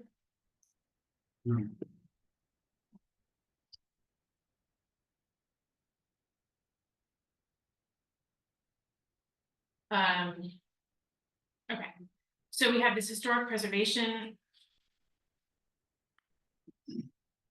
Both an ordinance and then the fee, So, the chapter 160, yeah, Steve, did you want yeah, to? so basically what happened is when we constructed this ordinance, it went through a lot of iterations, it went through a lot of different, kind of processes, as to like how we publicly notice this and how it's administered. In that process, we didn't include the little snippet that says a fee will be set from time to time by the common council. Initially, we set it as you have to fill out an application, it's provided by the city for applications, which means there's no fee. Now that we've kind of figured out the method that we're gonna use to do public notices for this commission. What we wanna do is amend this so that we can cover the cost to essentially run a public hearing. So when we publicly notice stuff in the newspaper, it costs the insurance about $35. And then there's some administrative time to basically cover us writing memos and putting together packets. The way this differs from some of our other boards and commissions. We send out certified mailings to 300, every parcel within 300 feet of someone applying for something. So let's say you want a zoning variance, the city pays to notice all of the surrounding properties within 300 feet. And you're gonna notice in the newspaper. So what we've done with this kind of our flagship try. Is with this commission. We're putting the onus on the property owners to do that. But what we're saying is. You have to post a sign on the front door that says, hey, I'm applying for this certificate, I'm getting this review done. Here's the meeting, here's the night, here's the time, here's who you can call. We have a template for that, and we're providing to the applicants. So instead of the city paying to send out a public notice. We're having the property owners trying to do something, just post their own notice. So what that's done is that's reduced our cost to public, publicly notice the meetings. Ideally, if this works, I'm gonna come back and try to get that done for our other board and commission meetings. So that we can reduce all of our fee schedules, because we won't be sending out. Right. 60 certified letters to tell someone that someone built a garage. Right. Because those letters are about $10 a pop. Yeah. It's Okay. like one of my biggest, Expenses. in-office expenses outside of personnel is certified mailings. So linking that expense to this fee. Yep. This is a way. It's actually a lower fee than what we charge for other boards and commissions. Mhm. And we're not losing money to host a public hearing, Okay. is what this stuff comes down to. Mhm. Cause right now, if we have a site plan review, like let's say someone wants to do a garage demolition, we're sitting out hundreds of dollars in certified mailings. Yeah. At a public meeting, so someone can tear down a garage, or build a garage, or get a lot line adjustment. Whereas this is. The applicant notices it themselves, we spend $35 to put something in the newspaper. And Carrie and I draft up a memo and provide packets. So the $100 fee covers that cost and we're not out money. Like we are in our other boards. and commissions, we have public hearings. So that's how the fee was decided, it literally covers the cost of the city to hold a public hearing. Mhm. Instead of being a net loss of, hey, we've got to send out mailings and. You know. So the fee's actually connected to the process. So first step is for us to acknowledge or at least pass this ordinance. The ordinance is already passed. Okay, because it says, No, so what you would need to do is you would need to approve the modification to the ordinance. Yeah. okay, so. The ordinance already modification to exists, the- okay. all it is an amendment to add a fee. Now that we kind of know what that fee process is gonna look like. And if it works, we would come back and do it for other boards. Okay. So this particular ordinance that I'm looking at needs to be signed by the mayor and the fee needs to then be approved by council. Yep. That's And then it the would be step. added. Okay, but I did not see the fee in the ordinance. It would not be included in the ordinance. It's set by time. Right, it needs to be laid to the council, that will happen at Tuesday's common council meeting, it will go through the normal process. Yes. Once it is signed by the mayor after a public hearing, then it is set by fee schedule. So after that, it would come to you to be amended in the fee schedule. So in approving this ordinance, having this go through council on Tuesday, are we also agreeing to the $100 fee? Or is that a separate discussion? That would be a separate action. Separate. Okay, So Yeah. Tuesday, it's just being laid. okay, The meeting after that, you're going to vote on it. The meeting after that is going to be the public hearing. The mayor will indicate his intent to sign or veto. Mhm. At that meeting, if he indicates his intent to sign it, then in theory, at that same meeting, it can be added to the fee schedule. okay. Thank you for describing that. Sorry. It's really helpful. No, that's great, because I just was. Linking the narrative to the ordinance, I just had a question about, well, yeah, so the timing of when we vote on the fee is different than this Yeah, particular. that's a multi-step. This just enables us to add a fee. Yeah, okay. Are there any questions from No. other? Okay. This is a approval by us for the mayor to sign. So I don't know, if that feels like we need a discussion for this. I'm kind of agnostic about it. I think so. Is that okay with you, Scott? So the fee, this fee schedule or this No, fee, the ordinance? ordinance, Yeah. this wouldn't See, go to consent or discussion. Carry. It would be just laid on the desks. So you, Yeah. so the whole council will get that proposed ordinance modification. And then on February 4th, that meeting will vote on it. And then at that time, it can be on discussion to be discussed. And If you want, yeah. if you would like, and then If after we're that, not on the discussion agenda, February, that's what we're looking forward to. yeah, So the so 18th then- would be the council or the mayor's public hearing. Then if the mayor says, I intend to sign this, you could vote on the fee being $100 or whatever you'd like. Whatever it is. Yeah. Okay, so at that time, then we can hear from the code office from Stephen about the fee schedule, the details of it. We don't necessarily need to hear about it Tuesday.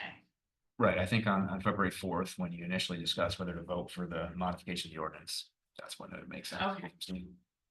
Okay, so we're just gonna get a copy of this. Yeah, Carrie will guide you with the timeline. So this is just a hard copy. This is just a heads up, this is coming, this is why it's on your desk on Tuesday. Awesome. As long as you're agreeing to letting With us the know. context of why it's here and what it's gonna end up. Yeah, So we'll have to, we might have to revisit this here then again, but not our next meeting, to have it moved either to the consent or to discussion.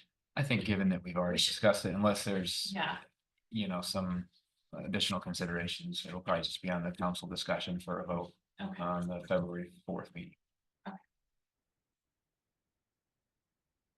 so it doesn't need to be, we don't need to go, yeah, I don't think so. and the various steps, okay. Any questions, did you have any questions about it, or?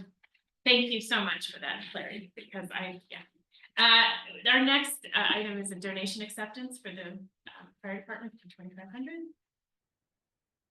this we can just move to the consent agenda, unless there's any objection. Thank you. I didn't get a chance to look at the stuff, so it's names in there, but thank you. It's anonymous. It's $2,500. Thank you. $2,500. anonymous, right? Yeah. So our next item after that is it's a contract approval. This is for the furniture and equipment fixtures for the transit hub. Yes, so this is included in that overall project that we've talked about, the overall transit hub project. We have to purchase the fixtures, furnishings, equipment, FFE, we call it.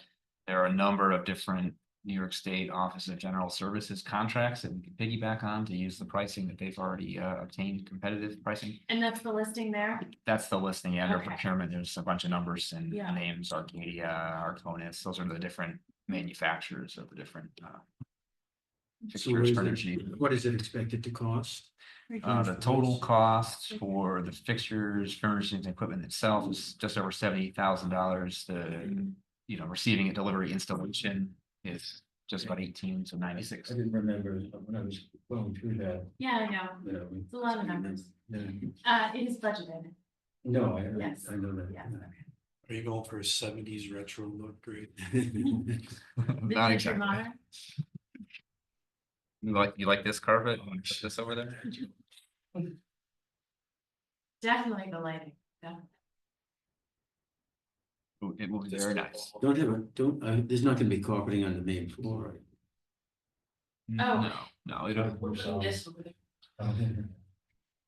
So just to clarify from what is required from the council, we just need to waive then the purchasing policy, given that we're using this particular, Yeah, the fixtures, The the warranty. FFE itself, the stuff is Yes. all on state contracts, so So we don't have that's to do any right. competition, but the installation is not, but we don't want to install it ourselves or hire a different firm to do it. We want to use this firm that we're ordering through, so we don't void any Yeah. warranties or anything like that, and ensure that it's all professionally. So that part of it needs to have a waiver of competition rather than just getting 3 quotes. We want to make sure we use the company that's providing the fixtures. Does that make sense? So the waiver then, I propose we move it to the consent agenda. Given that it's been budgeted. Okay, next item is contract approval. This is for the police interceptor for the police department. This is a police vehicle that has already been purchased, but this is the upfitting. So taking the base vehicle and making a police car, adding a light package, radios, mounting equipment, and that sort of thing in the interior. This is based on a bid. There's only one Yeah, response to the bid. It's a company we've dealt with before. They do good work. so I had a question about that. Are additional bids needed in this instance? Not required because we went out to a competitive bid. We only got one response. Okay. So you would need our approval, so to award the bid, so I would recommend moving it to consent agenda at our recommendation, since it has been budgeted. Okay. Next item is for the Public Works Department. And that is the dump truck Yeah, that this, is to be, it's already been replaced. right, we already, Yeah. I don't remember when we ordered that truck, 1.5 years, 2 years ago. We've received the truck a couple months ago and it's Just now in service, so the old one can be surplused. Our purchasing policy for surplusing equipment says if we anticipate it's got or estimate that it has a market value of $10,000 or more, then we have to come to council to get approval to declare it surplus. Otherwise, if it's a computer or something that's definitely less than $10,000, then I can sign a sheet and we can declare it surplus that way.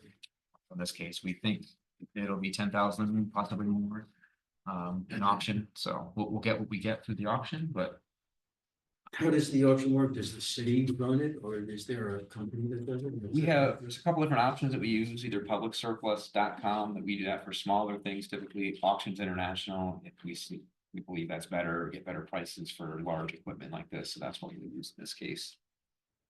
So it's So not it's a whole lot of online work, work. you know, our purchasing agent, the actual work and our purchasing staff to put together the specs, specifications. And what it is, pictures, all of that, we send it to them and then they actually do the auction. It's an online one. So if you're in the market for a small dump truck.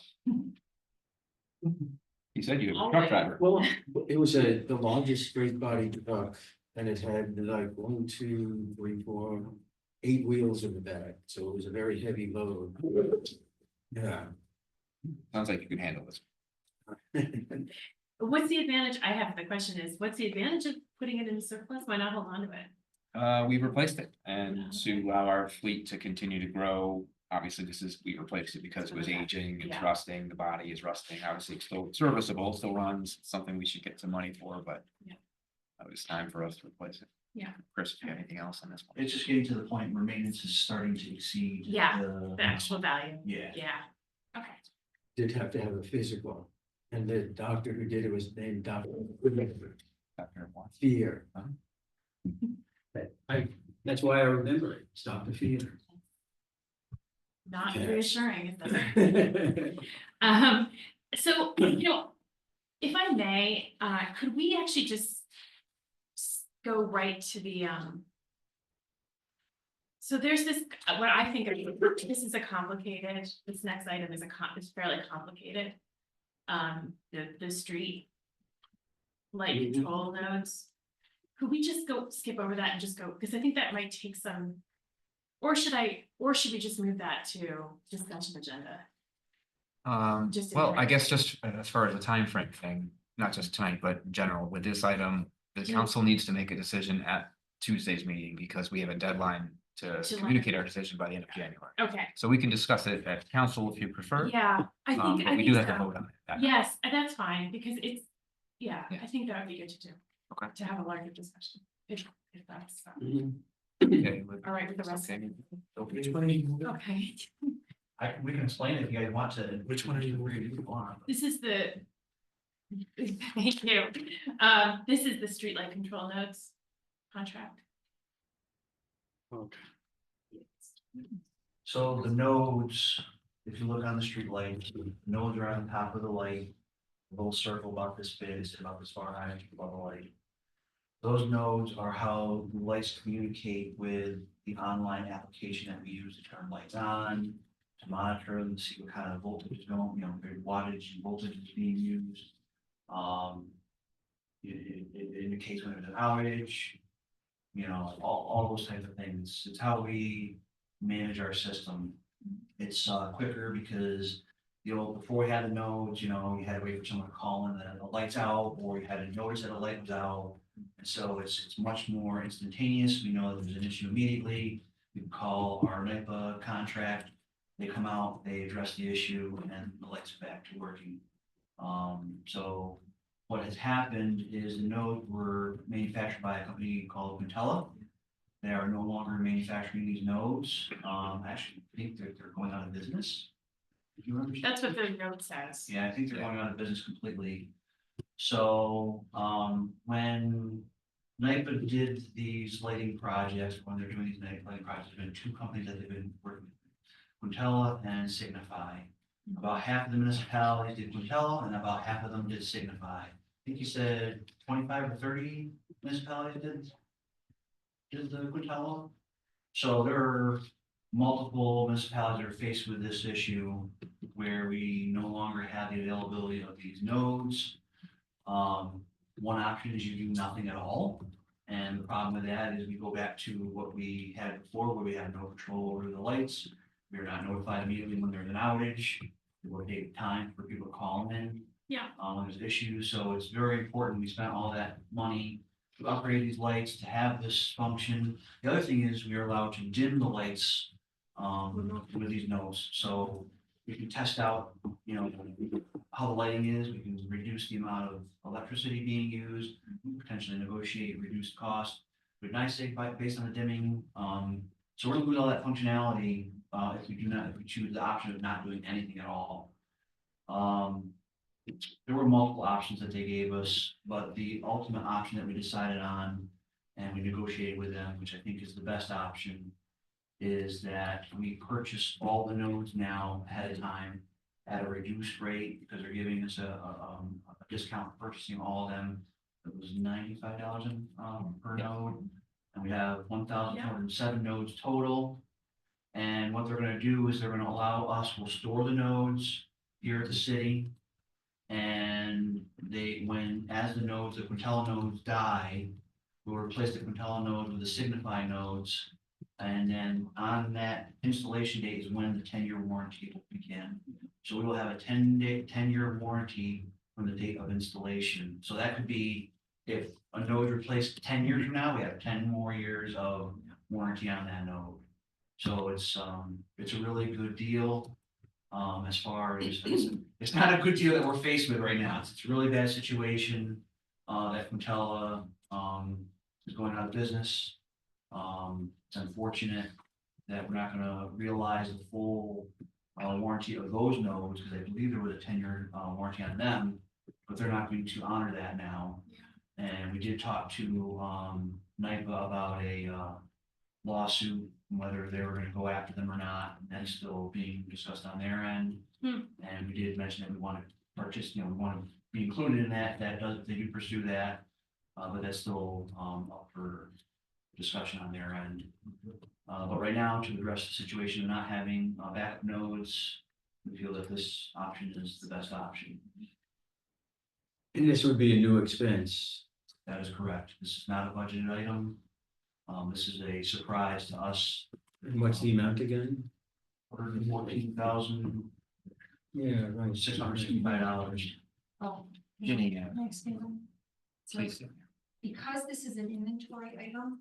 And not an expenditure, that this purchase would go on the balance sheet, so it would not hit, you would know, what you would think of as the P and L, profit and loss statement.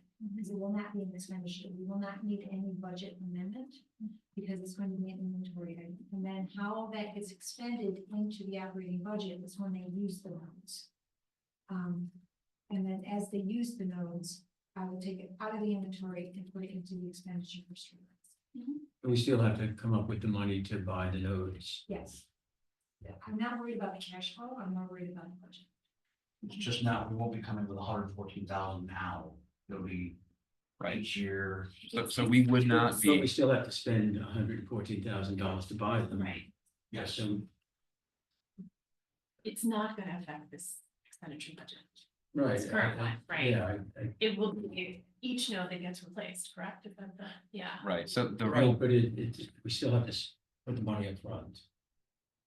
We're buying something. Yes, the cash flow wise, the cash will go out the door. Right. You are correct, the cash will go out the door, but it will not be realized as an I expenditure. understand the difference, yeah. Yeah, It's- okay. It's I got it.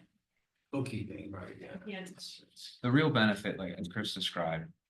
Initially, and we negotiated this to be able to have the 10-year warranty start when we install it, as opposed to what they initially offer the manufacturer when we buy them.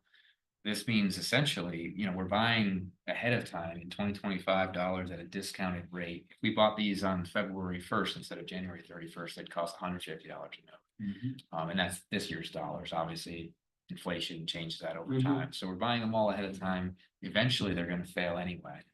So Yeah. if we didn't have this, we'd be eventually expending. the Yeah. money. So I don't see it as, fortunately, we're not paying for the same thing twice.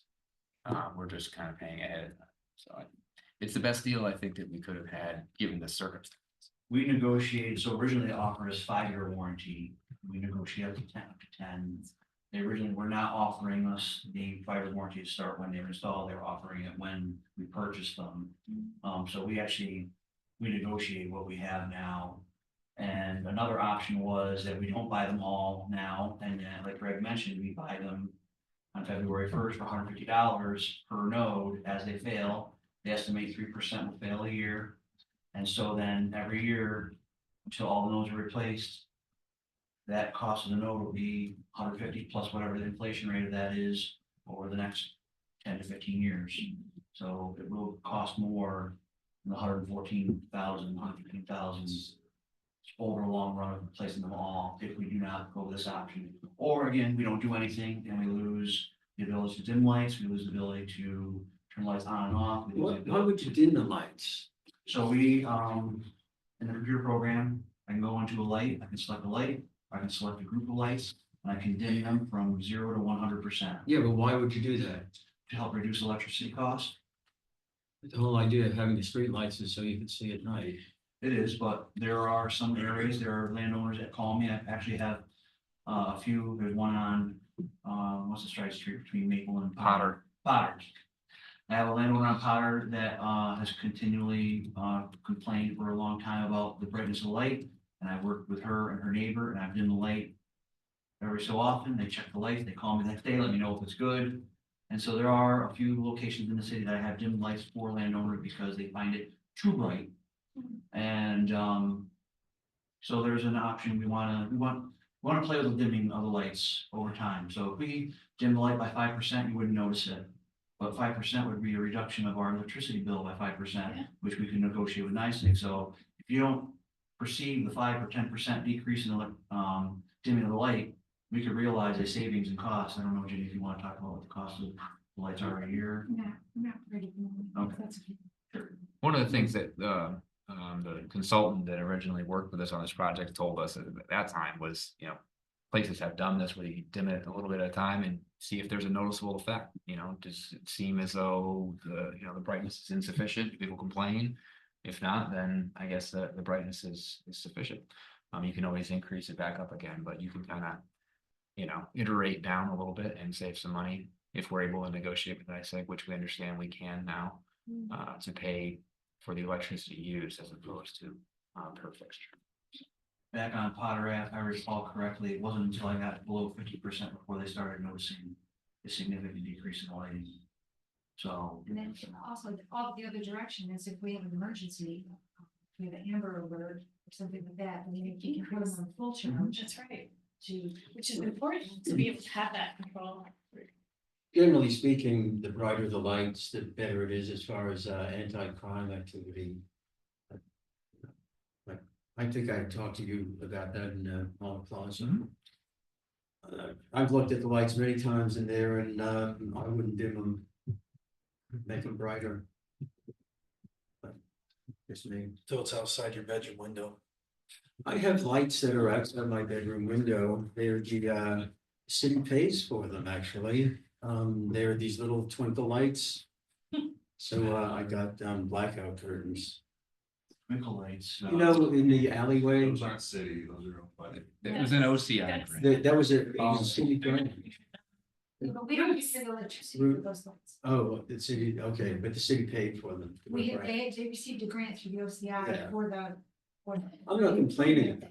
But I just don't want you to think we're paying for that. Oh, electricity. no, I did thank you. Or the lights themselves, right? No, we did. pay for Well, I that. guess for the grant, yeah. I mean, there is a thing such as light pollution. And so, there's pluses and minuses to that discussion. It's true. Some places can't even see the stars because there's so many ground lights. A lot of places, I think. only- They should have an entire section where zoning code dedicated to lighting. Yeah, Yeah. you don't talk about it in the US, but it is an issue. Well, I I lived didn't- most of my life in light pollution and Yeah. I was glad it was there. Yeah. I'm actually gonna ask, I'm gonna ask to have that as a discussion item. Sure. So that we can, because trying to explain it, you did, it was very, very helpful. So that the rest of the council's aware. Okay. Let's see, is this our second to last item? This contract. Yeah, contract approval, this is for the, also for Public Works. The salt shed. Yeah, this is did you have questions? No, we've talked about this before, I think. Right, this is a budgeted item in our 2025 budget. This is just to award a contract. And also to utilize funding from the repair reserve. So anytime, our policy has been anytime we use money from a restricted reserve, even though we intended to do that in the budget, when we go to actually pull that money out and spend it on something, we have a motion to approve use of the reserve. And in this case, as far as the contract goes, we didn't do a formal bid. We're using a Sourcewell joint procurement consortium to purchase through, which we do often, but we also like to take those to council for a motion to approve. Ginny and I have been discussing, we might come back to the next finance meeting. And talk about our reserve, maybe establishing an updated reserve fund policy as to use of reserves and. But for tonight, we're talking about moving forward, approval of a contract and approval to use the repairs reserve. As budgeted. The budget was 80,000, I believe, and we're under budget. Because this is coming from the repair reserve, it's mandated for council approval, and then we also have to have a public hearing. All right. So there's two parts. That's the only reserve, restricted reserve that requires a public hearing. It's a state mandate. Just to note, this is the same quote price that I received back in June, July.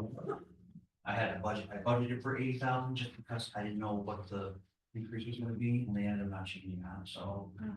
And this is the only manufacturer that meets our cover that we have for our salt shed. You were showing me that one day, last summer. Any? Don't stop using salt. Yeah. Scott must not be getting enough phone calls. That was a joke. Did you have any questions?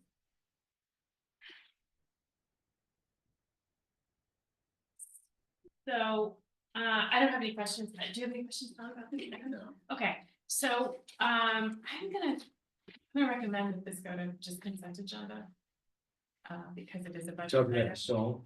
Yeah, Yes. there's the Yeah. salt shed Mhm. for the cover.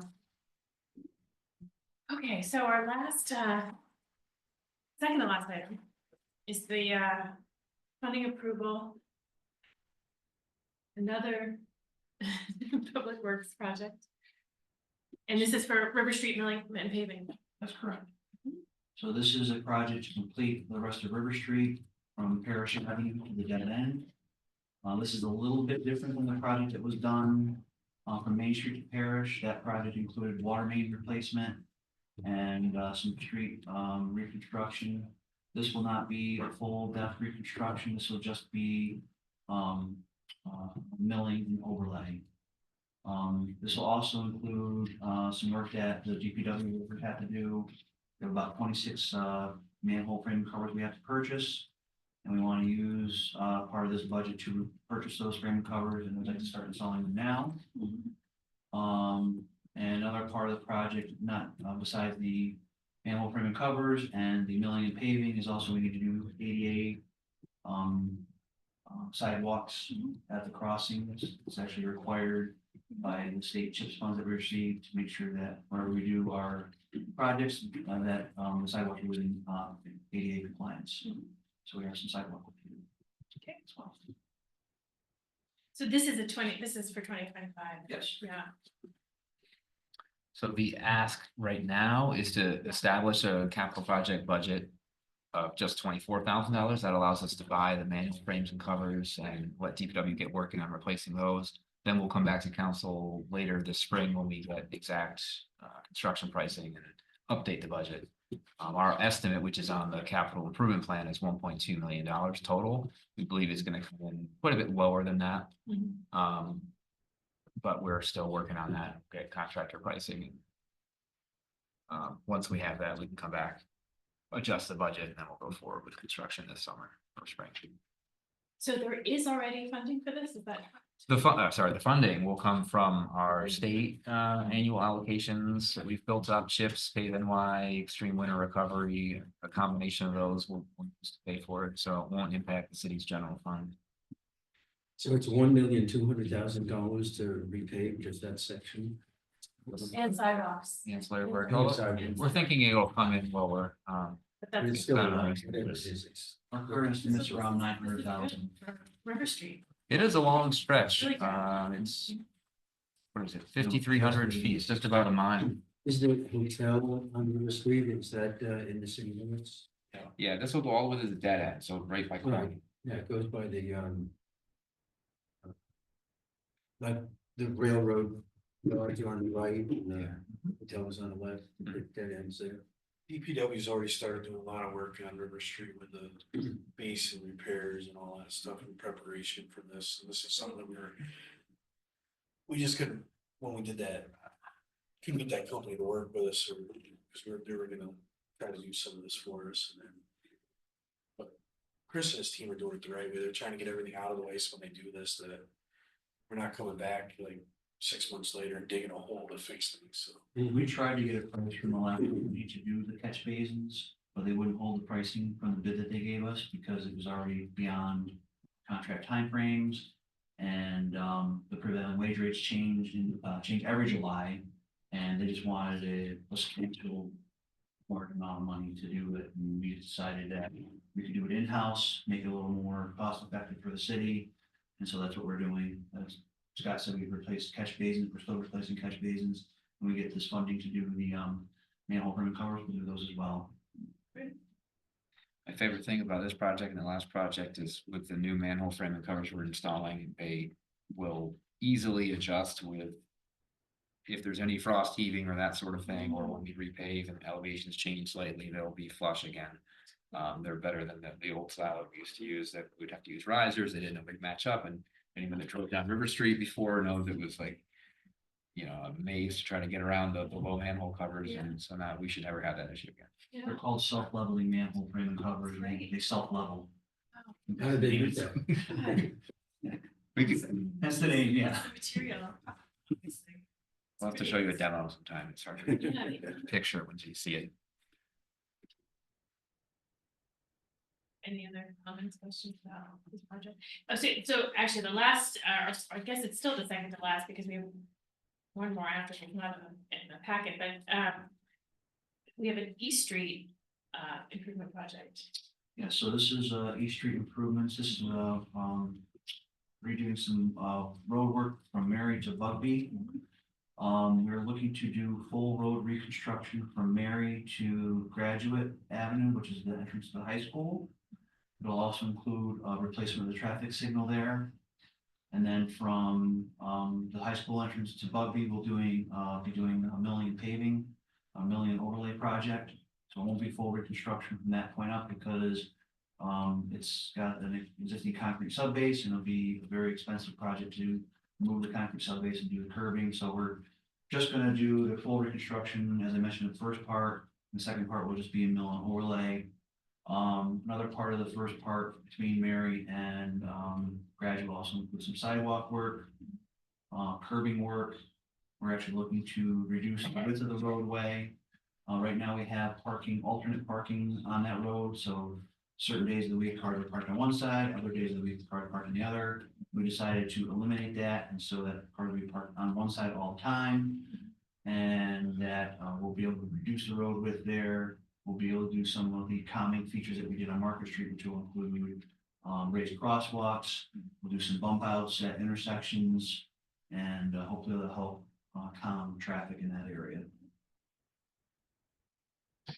This is what the people have been asking, the residents. This is have been what asking. people have been asking. Yes. So the ask for this is kind of like with the River Street project, we're trying to Yeah. do the Brandon covers. Mhm. Here, we'd like to hire an engineer to help us design the traffic signal, which we cannot do in-house. We need someone to help us with that. And we also need a soil boring done to help design the foundation of the new traffic signal. And so that's a cost of $23,000 that we request. So that's what's requested for the council to do. Correct. Right. Did you have questions? Yeah, can we back up for 1 second to River Street? Did they go to consent? I was gonna ask. Oh, I don't think we ever, I'm okay with going to consent. I think it should. I think, just like I think this one should go. to consent. I think consent, I thought I had consent in mind. Okay, I think I suggested it.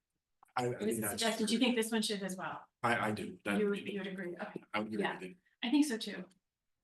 The only difference with this, the East Street project versus River Street project is gonna be funded by the CHIPS funds. Yeah, This one has some water component and may have wastewater component, so that would be water and sewer fund. To cover those costs. The general fund costs will also still be CHIPS and state touring route, state funding, but we're working now. We had a meeting today, talking about the scope of work. We have some more investigation to do to figure out exactly how much water and sewer work you may need to do or want to do.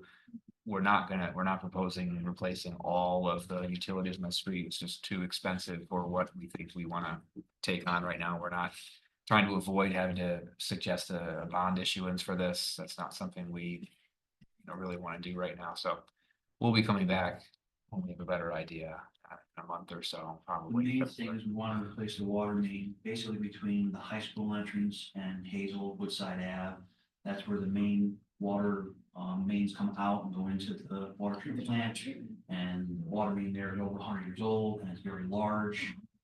So we want to make sure that we replace that, but we have that, it will be reconstructed. It's kind of a good time to do it. So it's gonna be a big project. it Yeah. Sounds like. Yeah, it will be. It's something we need to do in residents. What about the school buses and all of that? Will this be done during the summer? We're hoping to get this bid here, in April, start construction May, June, so it'll be, there'll be some works happening while school's still in. The majority will happen while school's out, but there will be some more happening while school's in again, in the fall. So we'll have to work around that. So it'll take more than the 3 months that the school. Yeah, this is gonna take the full construction season. You'll see work going right up to end of October, November. Yeah, so from the spring to the fall. Yeah. Quick question, what is soil boring? So soil boring is where they go through and they sample the soil column underneath the where structure is gonna go. So it's typically done for a new building. We did one for the water tank. We just did one for the Sport Wilcox barn. And what that does, as they drill down and sample the soil, they analyze what type of soil it is, like clay, silt, sand. They also do blow counts. Every so often they're doing blow counts to count the number of times it takes. There's I forget what they call it. It's a spoon, Greg. Yeah. It's a spoon that's in the center of the drill and they hammer it. Oh, And they count the number of times it takes to hammer, and based on the number of blow counts, is a stronger or stiffer soil. So the lower the number, the looser the soil, the higher the number, the stronger the soil. So, and then the engineer will use that information to design the foundation. so it's like data collection initially, Data yeah. collection. So on this traffic signal, we'll have to do one 20-foot down on buildings, and the tank typically do them anywhere from 50 to 100 feet down.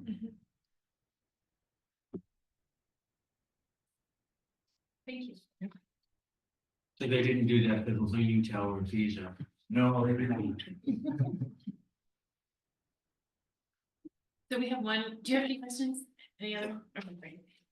We have one last item, and that is, do you mind just giving a little, because I haven't had a chance to take a look. Yeah, so I just handed out a letter from Fordu, who has operated the Oneonta Teen Center in the Armory for since 2016 or 17. Before that was the YMCA. They've asked to, we have a lease agreement or an agreement with them where the city pays $13,500 a year to supplement their operational costs, and then they use the Armory area in the basement, obviously at no cost. We're not charging them rent and paying them.